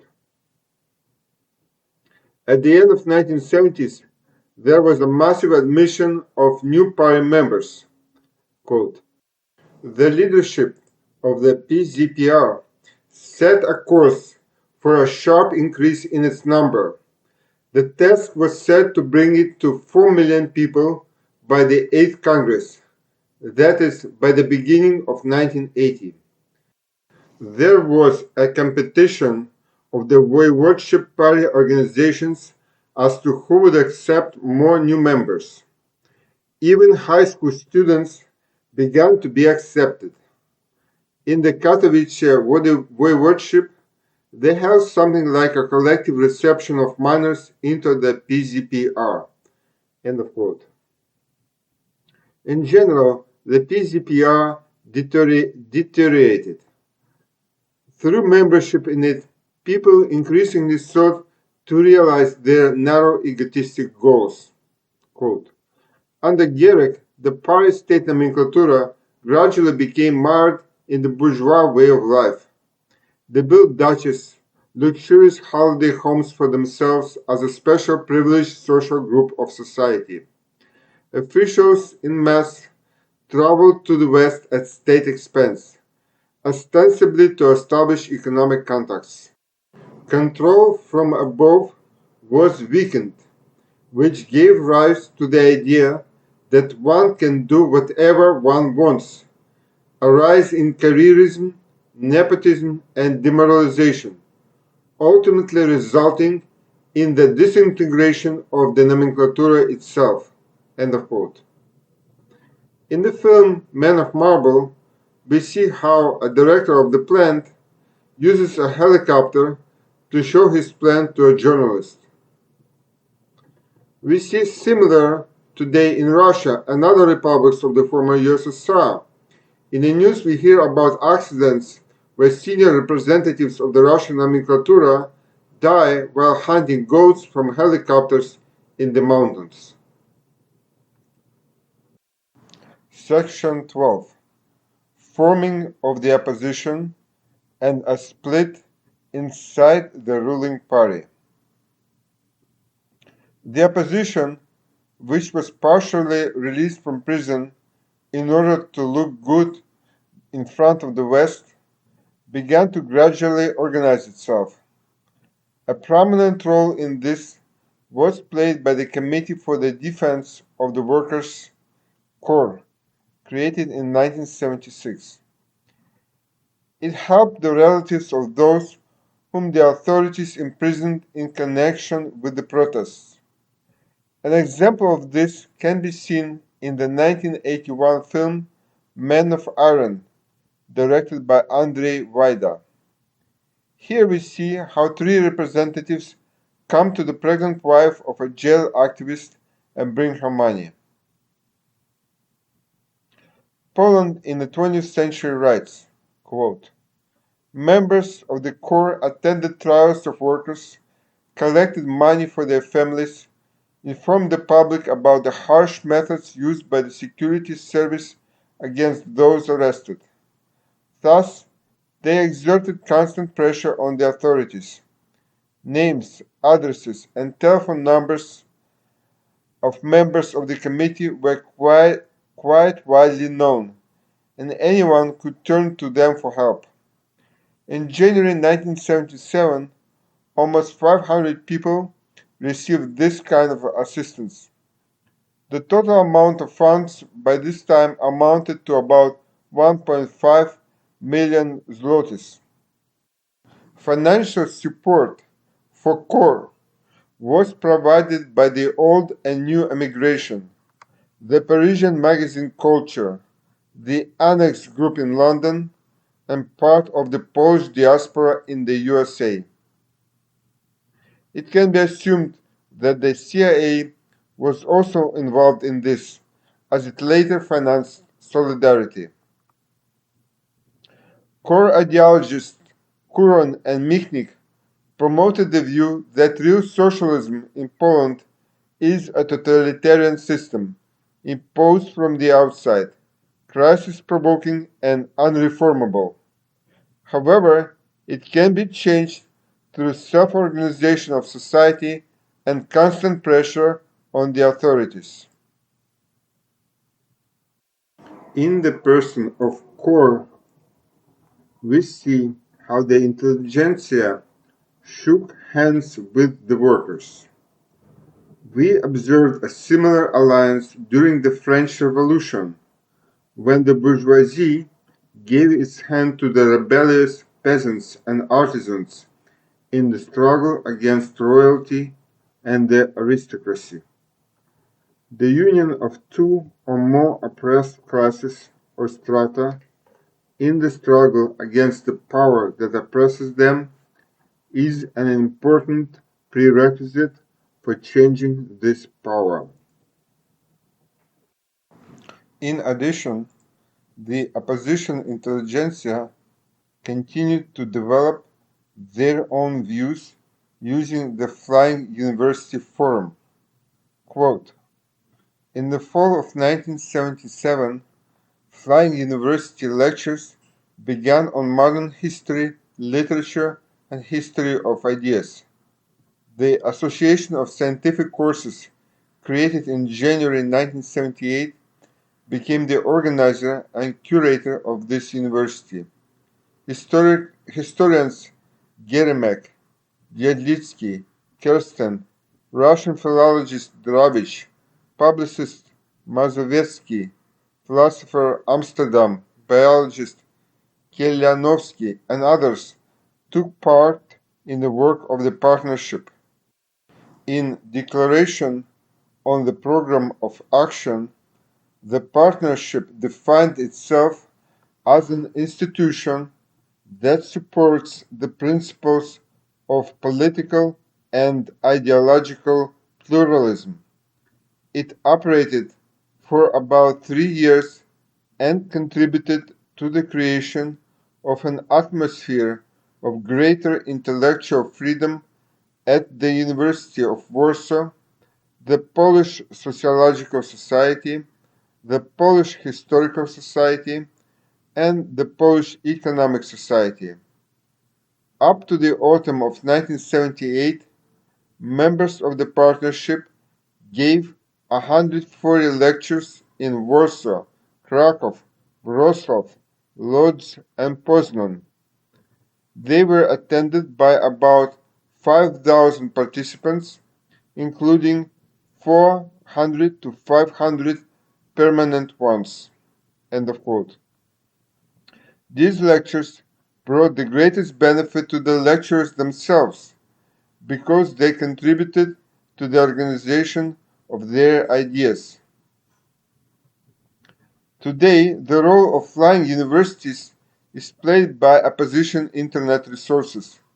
For example, a Ukrainian opposition channel Strana UA makes a historical excursion about how 80 years ago Soviet troops stormed the Dnieper River in an attempt to liberate Kiev. Thus, they show how to bypass Russian defenses along the Dnieper in the Kherson region. The number of oppositionists in relation to the Polish government in 1970 was relatively small. Quote, according to Polish researchers, in the second half of the 1970s, 1,000 to 1,500 people were involved in opposition activities, including 300 to 500 people who showed constant activity. However, in the fall of 1978, the Ministry of Internal Affairs counted 3,500 such persons. This was not a very significant part of society. It is no coincidence that the State Security Service considered the opposition a marginal phenomenon in the life of Polish society, concentrated among the humanitarian intelligentsia and subordinate to Western anti-communist centers. However, thanks to Western media, primarily the American radio station Radio Free Europe, many Poles had information about the existence, activities, and views of opposition groups. The opposition in Poland was actively supported by capitalists from abroad. In 1978, Karl Joseph Wojtyla became the new pope. According to Wikipedia, quote, John Paul II became the first non-Italian pope elected in 455 years. Adrian VI, who became pope in 1523, was Dutch by birth, and the first pope of Slavic origin. The reason for this election was the desire of the ruling circles of imperialism to take Poland out of the socialist camp. Immediately after Wojtyła's election, the intelligence service of the first main directorate of the KGB, which was then headed by General Chebrikov, compiled a report for the country's leadership, which emphasized that three other Poles played the main role in the election of the Krakow Archbishop. President Carter's Assistant for National Security Zbigniew Brzezinski, Philadelphia Cardinal Król, and Primate of Poland Cardinal Wyszynski. John Paul II, with his subsequent visits to Poland, legitimized the opposition and, above all, the right-wing deviation in the person of the Catholic Church. The rapid growth of the authority of the Church as an ideological and political force opposing the communist regime began. In addition, the split deepened among the ruling party itself. Quote, in 1978-79, it became increasingly clear that Gerek's socio-economic strategy had failed. There was a lack of both consistency in the implementation of the economic experiment and internal unity in Gerek's team. Constant squabbles and struggles for influence among various groups and individuals continued. Yaroshevich, in a conversation with Korsakov, complained about the chaos that reigned in the leadership stratum, the lack of discipline and responsibility, and the interference of the party apparatus in economic affairs. Thus, the following were working against the Polish government. 1. The growing economic crisis caused by the Stalinist management system. 2. Growing opposition from the intelligentsia and workers. 3. Pressure from the capitalist West. 4. Intrigues and squabbles within the government itself. That is why Lenin characterized the pre-revolutionary situation as, quote, the lower classes do not want and the upper classes cannot continue in the same way. In Poland, however, it was not a revolution that was being prepared, but a restoration of capitalism. Section 13. The end of the socialist period in the 1980s. In 1980, worker strikes began throughout Poland. The reason was an increase in food prices, as usual. Added to this were other immediate problems, such as the dismissal of labor activists for their opposition activities. For example, Anna Valentinovich was fired from the Lenin shipyard. Karl Modzelewski, one of the authors of the open letter to the party, proposed a name for this workers' movement, Solidarity. On the ideological makeup of the movement, we read, quote, Solidarity's advisors belonged to various opposition movements. The most influential included representatives of the Catholic or Christian democratic orientation, Mazowiecki, but among the experts, there were also supporters of social democratic ideology, Geremik, Michnik, Kuran, and Marxism, Kowalik. End of quote. By the term Marxism, this book means Stalinism. So the workers were influenced by Stalinists, social democrats, but mostly by representatives of the religious movement. Michnik, whom this textbook classifies as a social democrat, progressed to support the American invasion of Iraq in 2003. Solidarity was an ideologically contradictory movement, as were the classes that participated in this movement. Quote, before the Congress in September-October 1981, the political character of Solidarity was still historically uncertain. On the one hand, solidarity was the result of the rise of the masses of the Polish working class, including a third of the rank and file of the ruling PZPR. On the other hand, its leadership was dominated by a group of people committed to the Catholic Church and sympathetic to the democratic quote unquote imperialists. For example, in the fall of 1980, Walesa welcomed the election of Reagan as a good sign for Poland. End of quote. And more on the ideology of the Polish workers. Quote, every day at the Gdansk shipyard, the cradle of solidarity began with prayer. The shipyard gates were decorated with flowers, portraits of Pope John Paul II, and icons. General confessions were held and prayer services were served.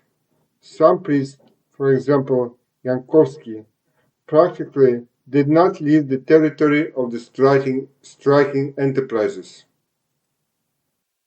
There was no democracy in the leadership of Solidarity, although there was the appearance of congresses and long discussions. Quote, ordinary members of Solidarity did not always agree with the position of the leadership, believing that decisions were made without sufficient consideration of their positions in private. Separately, a few words should be said about the leader of Solidarity, Lech Walesa. As a result of the political struggle within Poland itself, security service documents were published. From these documents, it became known that Walesa worked for the security service under the pseudonym Bolek.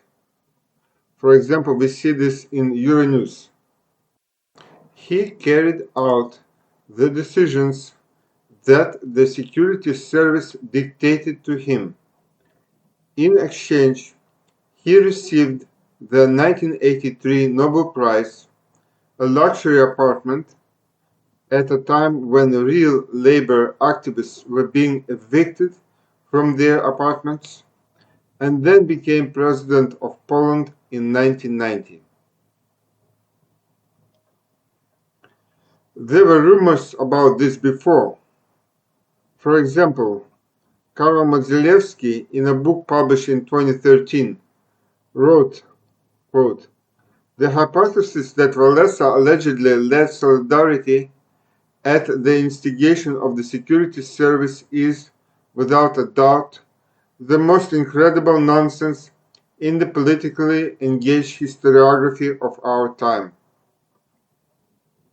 Unfortunately, this turned out to be true. In terms of his ideology, Walesa should be seen as a demagogue. Quote, being completely confident in himself, he was not embarrassed by the low level of his education and almost boasted of it. Walesa later admitted that he did not even read the program compiled for him by his assistants. As one among his trump cards, he considered his purely Polish origin, expressing his readiness to document this and calling on other leaders to do the same. In such statements, anti-Semitic notes were clearly heard, which appealed to certain circles in Poland. On December 13, 1981, General Jaruzelski declared martial law in Poland. Solidarity activists were suppressed, that is, imprisoned, or attracted to the side of nomenklatura through material benefits and blackmail, like Walesa. General Jaruzelski, quote, stated his readiness to continue the line of dialogue but at the same time emphasized that the dangerous line followed by confrontation is already close, and the party will stop at nothing to preserve the gains of socialism. It should be understood that when the nomenclatura speaks of the gains of socialism, it first of all speaks of its privileged position, of its power in society. Majewski writes, quote, Walesa was arrested at his home on December 13, 1981 and placed, without any legal justification, in a kind of golden cage. At first, it was at the villa of the Ministry of Internal Affairs in Chalice near Warsaw. There he was visited by Deputy Prime Minister Rakowski, Minister Czosek, and representatives of security service, trying to persuade him to lead the puppet Solidarity, reactivated and purged of extremists.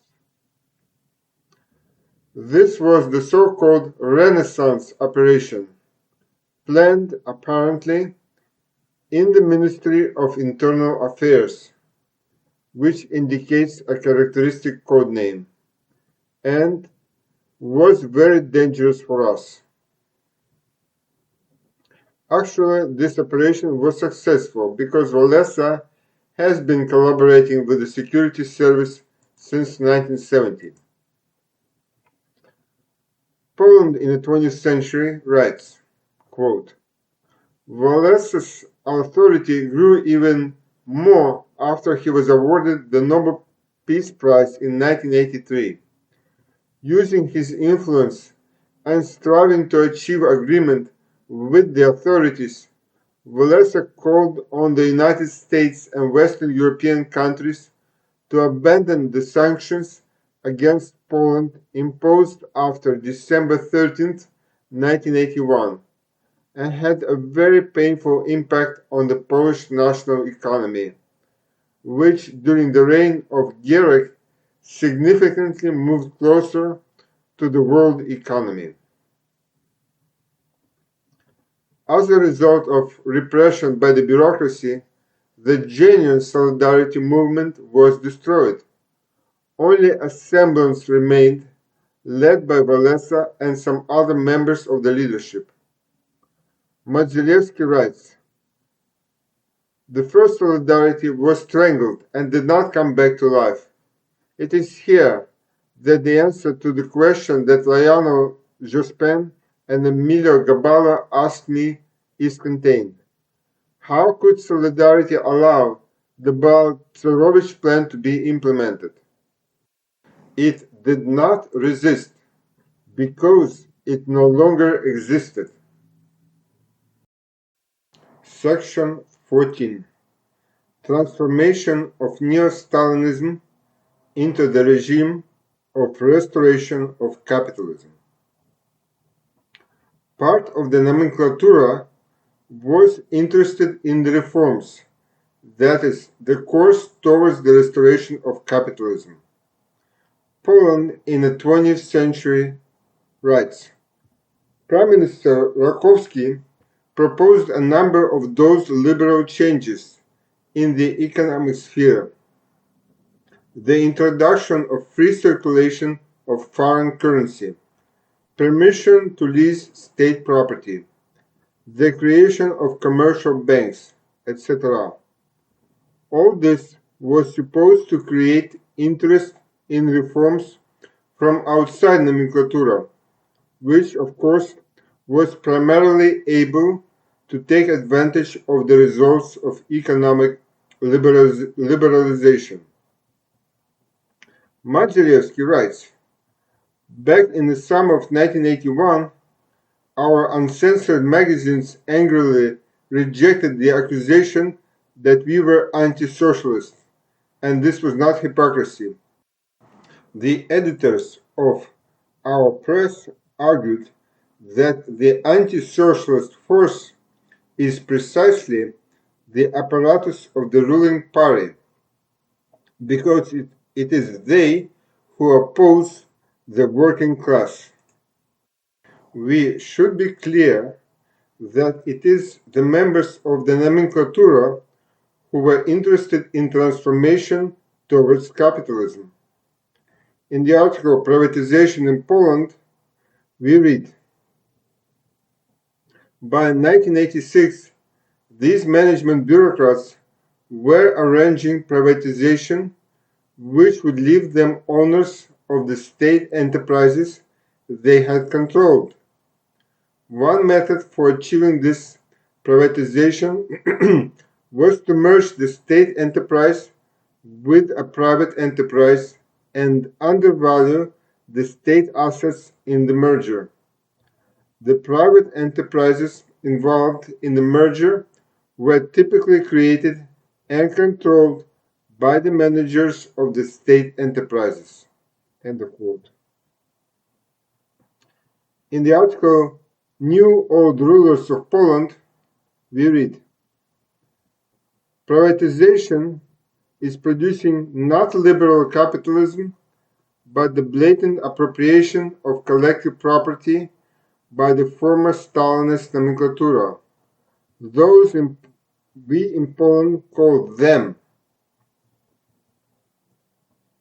Honest privatization was not possible as no significant amount of capital existed in Poland, which would allow the capitalists to buy up large state enterprises.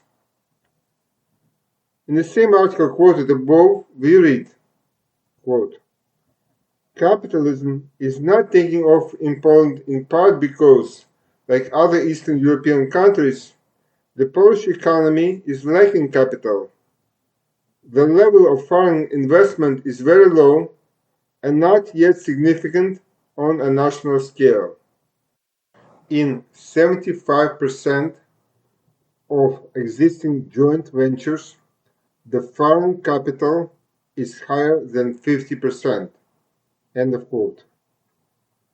And further, after 10 years of struggling against bureaucracy, Polish workers find that the main social base of recent pro-market reforms is the same group of people who decided, supported, or accepted the introduction of the martial law regime in 1981. Although the program is imposed by a so-called Solidarność government, headed by many members of the former opposition, it is not the workers, but the bureaucracy, the former nomenclatura, which is reaping the rewards. For example, Mr. Wilczek, a former member of the Jaruzelski government, is mentioned by the Polish press as the richest person in the country. He is able to act with his private wealth as well as bourgeoisie in the West do. In Gdańsk, Zenon Jurema, general manager of the state retail monopoly, became chief executive of a new private department store, which he is able to supply with concessions from the position he retained in the bureaucracy. End of quote. After the martial law was imposed and the original Solidarity repressed, the new Solidarity supported pro-capitalism reforms with its authority. Modzelewski writes, during martial law, Solidarity changed significantly. The mass labor movement, clothed in the structural forms of trade union associations, disappeared, and in its place, cadre anti-communist illegal conspirators appeared. The banner remained the same, but the social essence of the movement became completely different. The workers' strikes were suppressed with the help of Walesa, whom the workers once almost carried out of the enterprise in a garbage can. Kuron, now as a minister of social welfare, also played a significant role in repressing strikes. See his book, The 7 Years of Who Has Stolen Poland. In 1989, Solidarity held a round table with members of the government, but, quote, at the round table, the problems of the so-called nomenclatura privatization were not addressed. The essence of the letter was that during the economic reforms of the 1980s, conditions have been created for the transfer of part of state property into private hands, but it was mainly representatives of the nomenclatura who were able to take advantage of these conditions. Opposition figures have more than once expressed the idea that the communists should be given the opportunity to adopt and benefit from the market economy. End of quote. Thus, the opposition, and above all, the former advisors from CORE, played into the hands of the capitalist aspirations of part of the nomenclatura. The correct policy was to speak as loudly as possible about the capitalist plans of the nomenclatura, to tear off the veils from the round table and the notorious democracy of the government. But this required being Lenin denouncing the plans of the provisional government and not the provocateur Walesa. Many industrial enterprises in Poland were closed. For example, Lenin shipyard in Gdańsk, which led the way in the strike movement. Industrial production fell by more than 30% across the country. The same thing happened with salaries. Millions of workers were left without work. But the likes of Walesa and the Catholic priests were driving Mercedes-Benz cars. Section 15. The ruling party remains the same in the course of the restoration of capitalism. In 1989, elections were held in Poland. World capitalism imposed a liberal program on Poland. Quote, on August 24, 1989, the Sejm, by a majority vote, approved the candidacy of Mazowiecki for the post of head of the coalition government, where the power ministries, defense, and internal affairs remained in the hands of the PZPR. A group of liberal economists led by Balcerowicz, whom Mazowiecki considered as the Polish Erhard, that is, a person capable of carrying out fundamental economic reforms, was working for the government. Poland in the 20th century writes, quote, during the reforms, the standard of living of the population fell sharply. The country experienced a deep decline in production. There were no strikes in the first months of 1990. But in May, a strike broke out in Słupsk, condemned by the leadership of Solidarity, which called on the workers to be allies and not enemies of the government. Phrases about cooperation of workers with the government can only mean the surrender of workers' interests to the nomenclatura. In January 1990, the last 11th Congress of PZPR met. It was decided to disband the party. Quote, the resolution adopted at the Congress stated, the delegates who gathered at the 11th Congress of the PZPR, realizing the impossibility of the Polish United Workers' Party gaining the trust of society, decide to terminate the activities of the PZPR. By decision of the Congress delegates, its meeting was interrupted in order to open a Congress late in the evening of the same day, January 27, 1990, designed to begin the history of a new party. As a result of long debates, it received the name Social Democracy of the Republic of Poland, SDLP. 1533, that is 1,533 out of 1,663 delegates to the PZPR Congress became delegates to the Congress of the new party. One of the leaders of the new party was Alexander Kwasniewski. Thus, we see that the old nomenclatura has retained its position. And one more detail from the monograph Poland in the 20th century. Quote, there was no fundamental rotation in the Polish elite. Among the new elite, there are many people who were not previously alien to power. Every fourth representative of the new elite belonged to it even before 1989. End of quote. We observed a similar thing in the republics of the former USSR, primarily in Russia and Ukraine.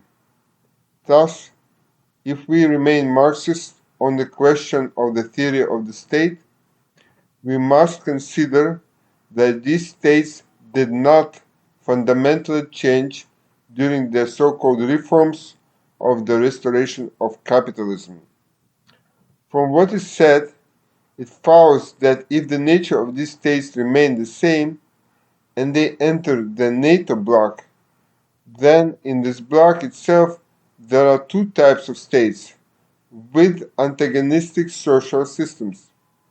This implies the likelihood of a civil war in the NATO bloc and the collapse of this bloc, similar to what we saw with the Warsaw Pact. Section 16. Elections without a choice. In 1990, Walesa won the presidential election, riding the wave of Solidarity's former popularity. But already in 1995, Kwasniewski won. Both were candidates for the nomenclatura, the first as a provocateur from the security service, the second as the leader of the former PZPR. We read, quote, Kwasniewski's victory became obvious after the televised debate between him and Walesa held after the first round. The legend of solidarity was aggressive and unconvincing, while Kwasniewski showed restraint and calm. End of quote. It should be remembered that Walesa always boasted of his lack of education, while Kwasniewski is a diplomat who speaks several European languages. We see a kind of pendulum in Polish politics. The supposedly left solidarity has replaced the rule of nomenclatura. However, as it was conducting the policy of shock therapy, that is, restoration of capitalism, it was replaced by the PZPR under a new guise. However, the old nomenclatura party was conducting the same policy, and hence it was replaced by extreme right-wing parties, namely Law and Justice Party and the Civil Platform. No matter what the platform of the different parties, they are all for capitalist restoration and for Poland's membership in NATO. In more detail, in 1999, the Social Democratic Party transformed into the Union of Democratic Left Forces, SDLS. Quote, the first Congress of the SDLS was held in December of 1999 under the slogan New Century, New SDLS, Poland Social Democratic Program. At the Congress, the leading bodies of the party were elected. Miller became its leader, Janek became the general secretary. This Congress became a real triumph for Miller. He not only led the party himself, but all the most important party posts were occupied by his supporters. This meant that the SDLS was formed as a leader type of party with all the ensuing negative consequences. We see similar leader parties in Russia, Ukraine, and other former socialist republics. For example, in Russia, the ruling party is the United Russia, dominated by Putin and his nationalist lackeys, such as Medvedev. Chernomyrdin once said that no matter what, you always get the CPSU. The Kwasniewski government was supposed to pursue a liberal policy, sometimes called pragmatic for disguise. Obviously, the disguise was unsuccessful. In any case, at the end of 2003, 83% of Poles believed that the SDLS did not care about the poor and weak.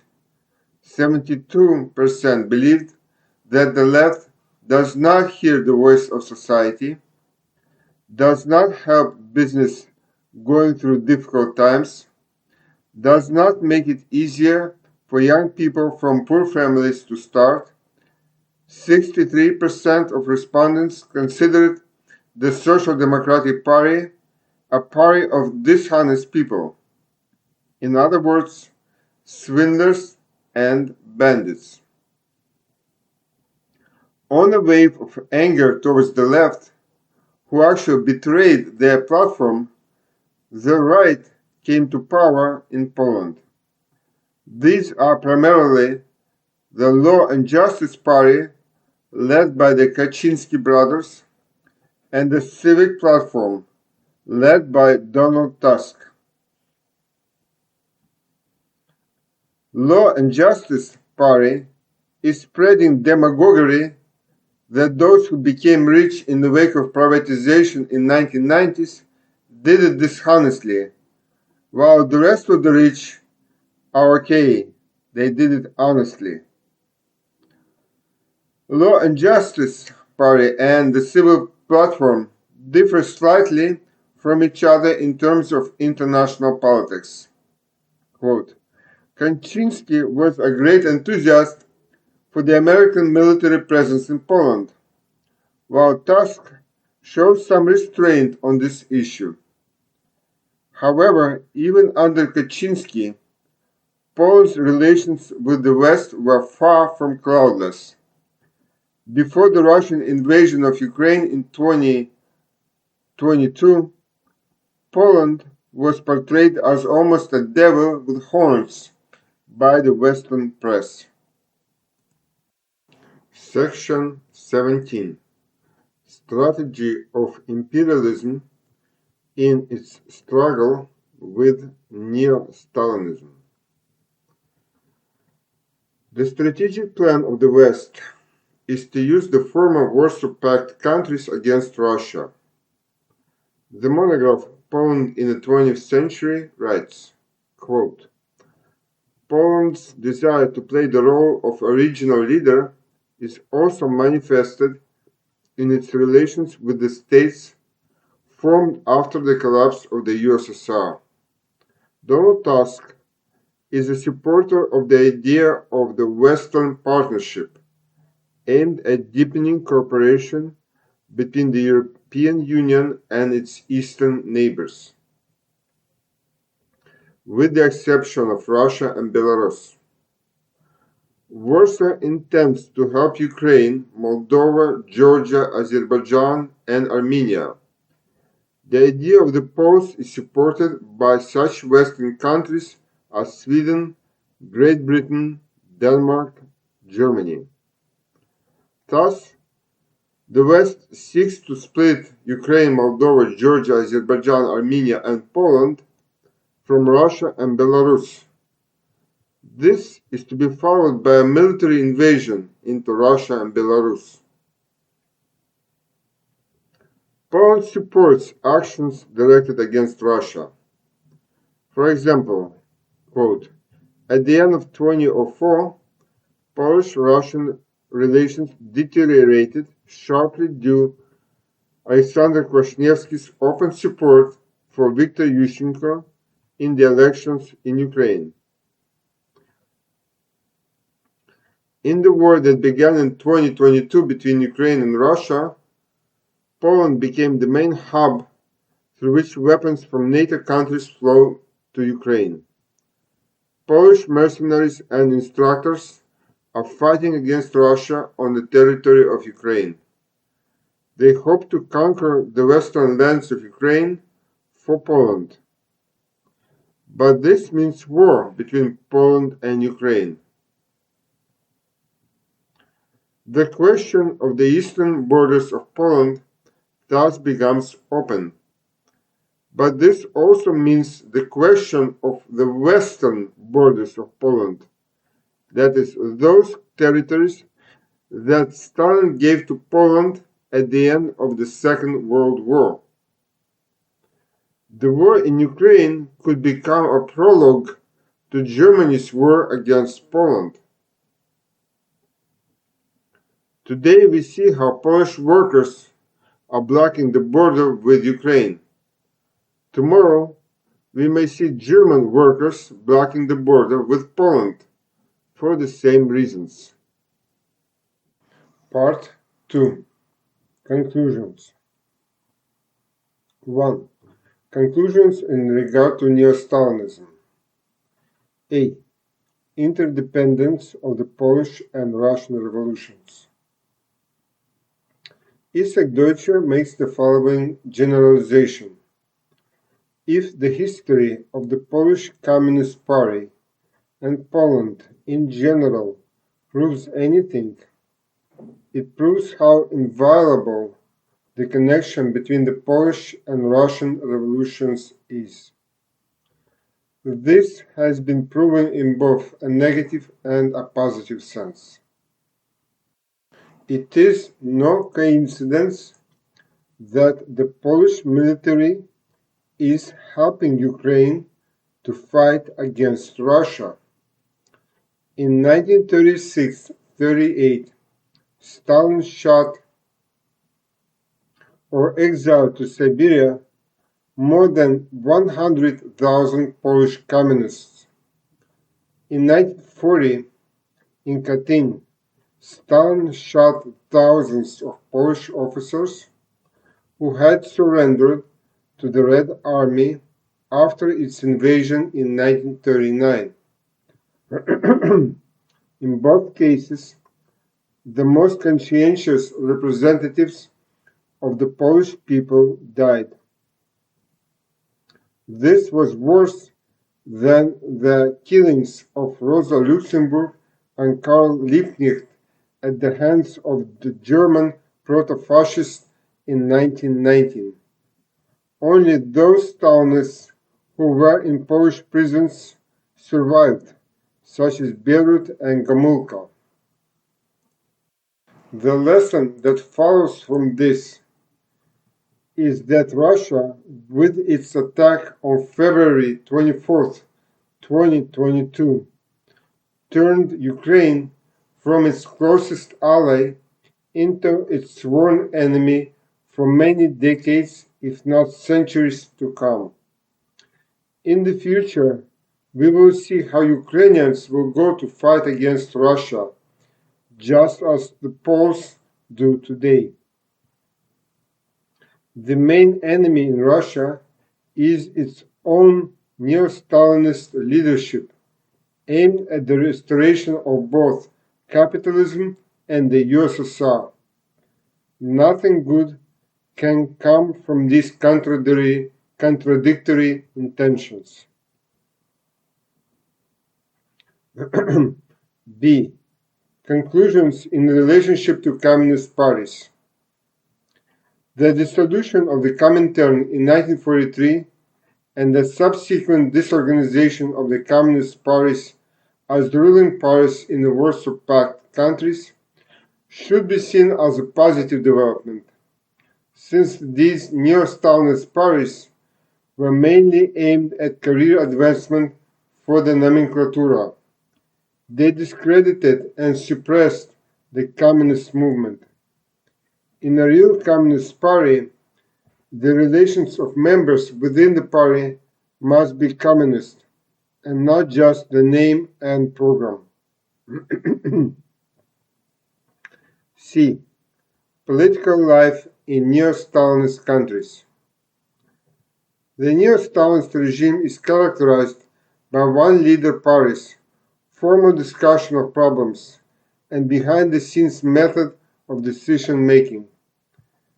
The hidden or open struggle, turning into war between various national and territorial groupings of the nomenklatura, is the essence of the political life in neo-Stalinist countries. There is no democracy among the nomenklatura itself, but the imposition of a decision made at the very top or in another country if this country is a satellite. D. Change of leadership in neo-Stalinist countries. It should be noted that in all neo-Stalinist countries, the transfer of power from one leader to another takes place for the most part through a state coup.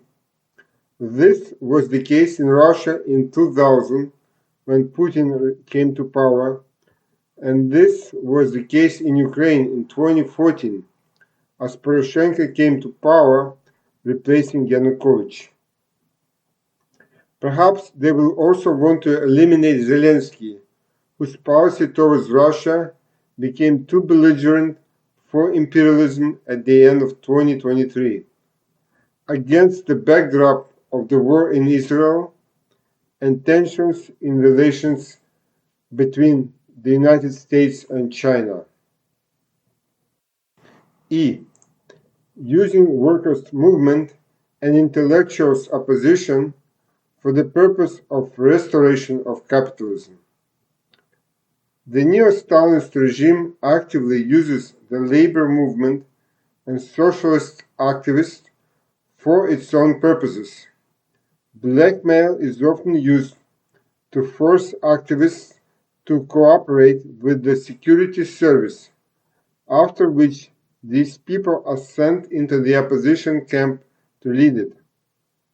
Such a tamed protest movement is actively used as a shield to protect the regime from the wrath of the people during the restoration of capitalism. F. Relationship to religion. The policy of reconciliation with enemies has never led to victory. This primarily concerns the church and religion in general. Church and religion are one of the tools of capitalism to restore its influence, especially in neo-Stalinist and poor capitalist countries. For example, see movie Salvador by Oliver Stone.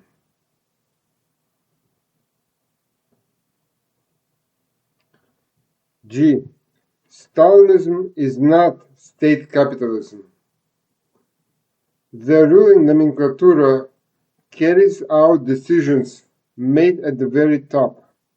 In exchange for this, it receives various material privileges, which, however, can be taken away at any time. These privileges are not the same as profit, which is received, for example, by shareholders in a capitalist joint stock company. Therefore, calling the Stalinist regime state capitalism means deliberately obscuring the essence of the matter. This is an attempt to bring the Stalinist regime under the standards of imperialism, to equate capitalism with Stalinism.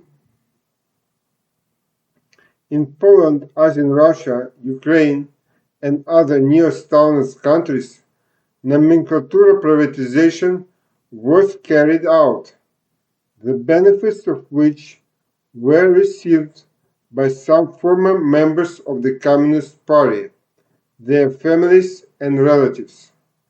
This privatization is explained precisely by the desire of the nomenclatura to turn into the capitalist class, to legally receive their super incomes, which previously they were forced to either steal or squeeze out in some other illegal way.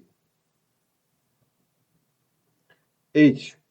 Restoration of capitalism is the direct consequence of neo-Stalinism. The main trend is that the restoration of capitalism stems from the Stalinist regime.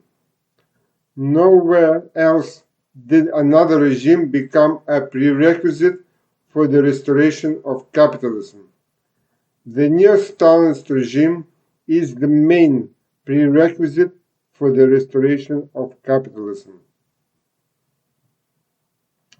I.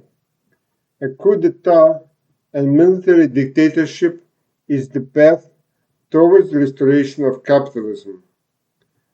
The military dictatorship of the Stalinists paved the way for the open restoration of capitalism. Jaruzelski's coup on December 13, 1983, paved the way for Balcerovich's program. Yeltsin's coup in December of 1991 has led to Gaidar's program in 1992. Then there was the repetition of the scenario in Russia in October of 1993. J. The regime of restoration of capitalism. During the restoration of capitalism, we see a decline in industrial production in all countries.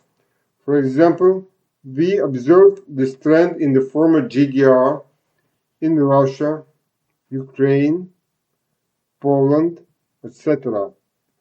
Since these countries do not live by the exploitation of other people, like the United States, for example, but through their own industry and agriculture, the decline of these industries means a general decline in the material standard of living in these countries. K.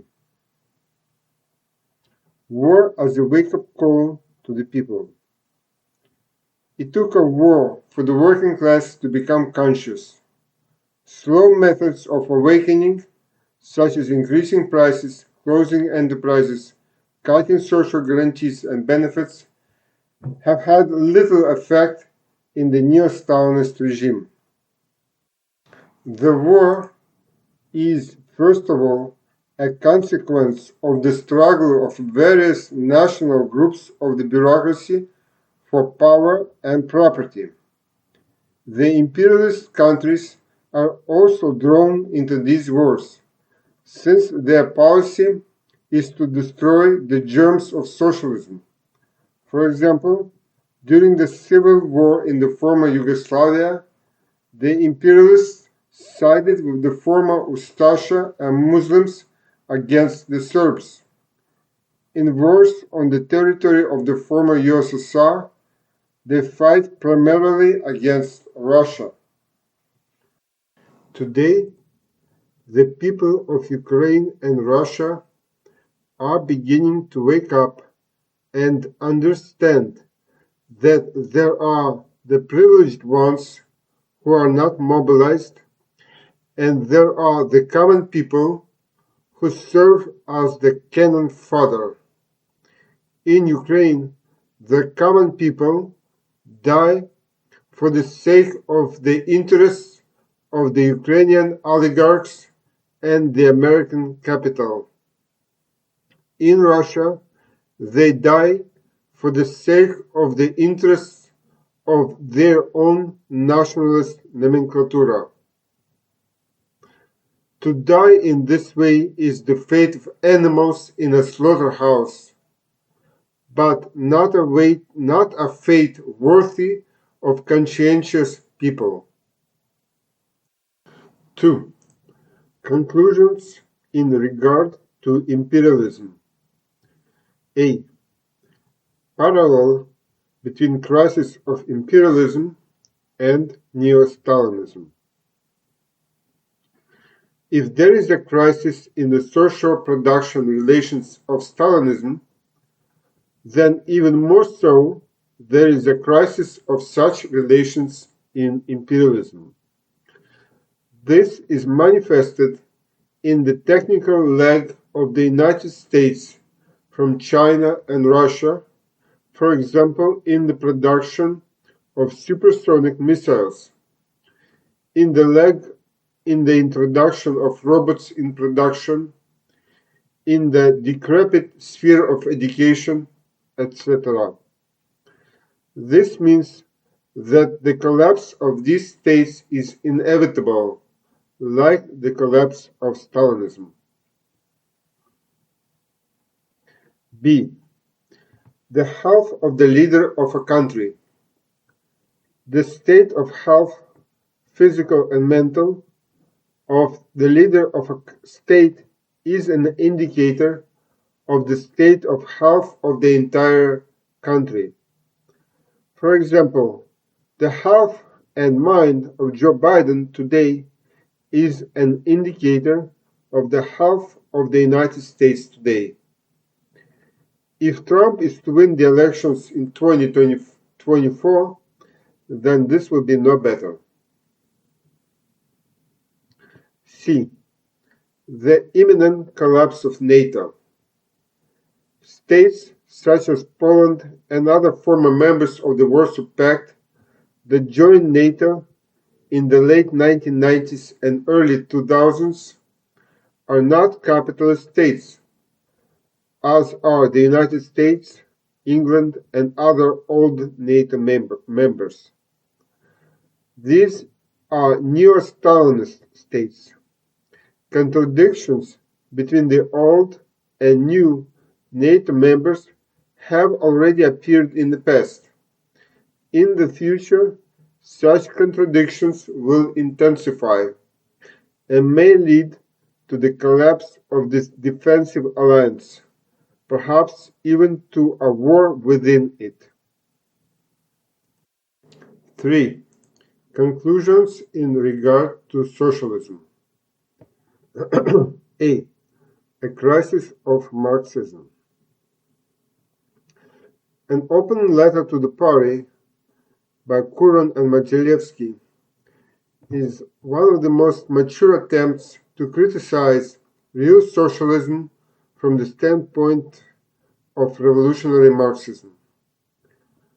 We are also trying to critically comprehend the experience of real socialism, that is neo-Stalinism. However, our position cannot be called Marxist because we have abandoned the position that the working class is revolutionary in modern times. One proof of this is the experience of solidarity in Poland in the 1980s. The labor movement and their supporters among the intelligentsia were used as a battering ram for the restoration of capitalism. We also believe that knowledge is the most important productive force of our time, which moves us even further away from Marxism, since in the latter, the productive forces are mainly premises, machines, and labor, etc. That is the means of the Industrial Revolution. To go further, it is necessary to recognize scientific knowledge as the main productive force. and not just science, but multidimensional knowledge from various spheres of human activity. B. A modern avant-garde.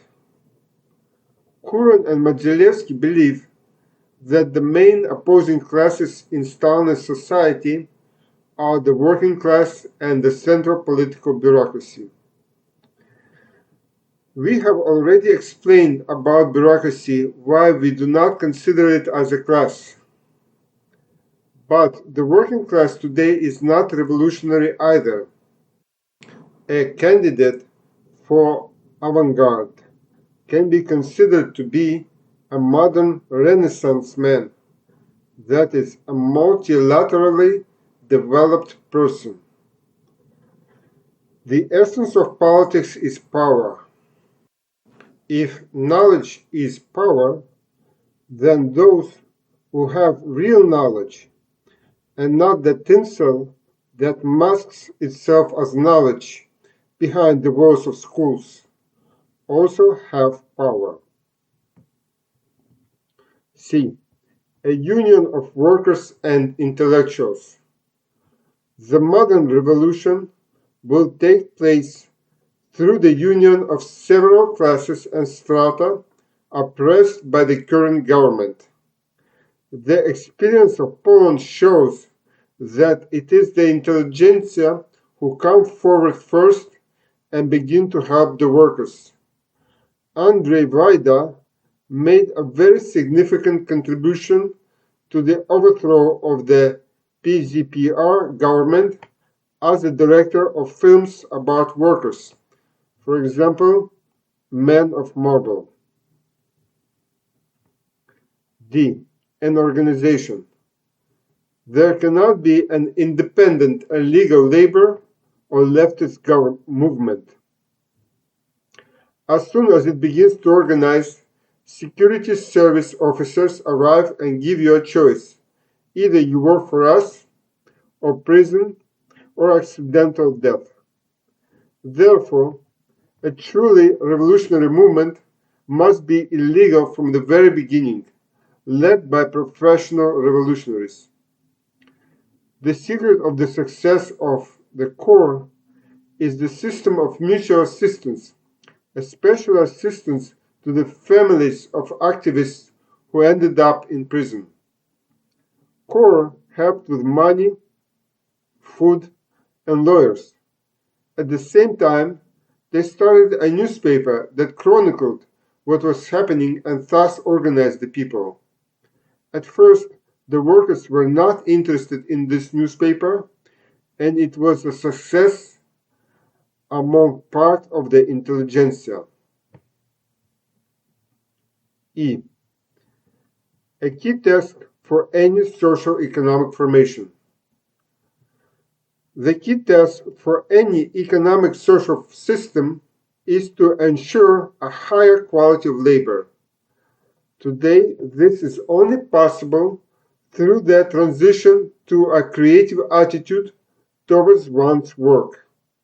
It is necessary to teach creativity in any field of activity, be it science, sports, or anything else. The opposite of a creative approach is memorizing facts, which kills children's curiosity and their creative energy. F. The goal of activity under socialism. The goal of workers in the new socialism should not be to consume as much as possible, as Kuran and Madzilevsky believe. See their open letter to the party, 1963. But to work as little as possible in a forced labor and to create as much as possible, that is, to manifest one's creative essence. G. Educate not specialists, but universal human beings. One of the most important tests in creating socialism is the management system. The management system is key when creating any system, for example, a technical one. If specialists are created, then we will necessarily get a bureaucracy that deals exclusively with management, and then again, we will have all the problems of Stalinist society, such as special privileges for managers and ultimately the restoration of capitalism. To prevent this, it is necessary to create not specialists, but generalists. This means that every person must be involved in at least two areas, in management and in some productive area, such as programming, teaching, treatment, research, etc. If everyone is involved in management, then there will not be an exclusive layer engaged in management. That is, we will eliminate bureaucracy. To do this, it is necessary that all members of society learn management. For this purpose, two types of classes are needed. One, theoretical, two, practical. In theoretical classes, it is necessary to study the history of society that seeks to create socialism. On a practical level, existing managers must teach everyone management skills on the practical problems they encounter. This means that the worker must be torn away from his main function, for example, metal processing, and must be involved in management training. This is what will give us the opportunity to achieve real democracy. Managing society can be the same as teaching how to control a car or an airplane or a drone. No one gets behind the wheel and drives the car down the highway. They start with theory, then move on to practice under the guidance of an experienced instructor. Thank you very much for listening. This is the end of the story about restoration of capitalism in Poland. Please send your remarks, your letters to International Left at protonmail.com. Bye.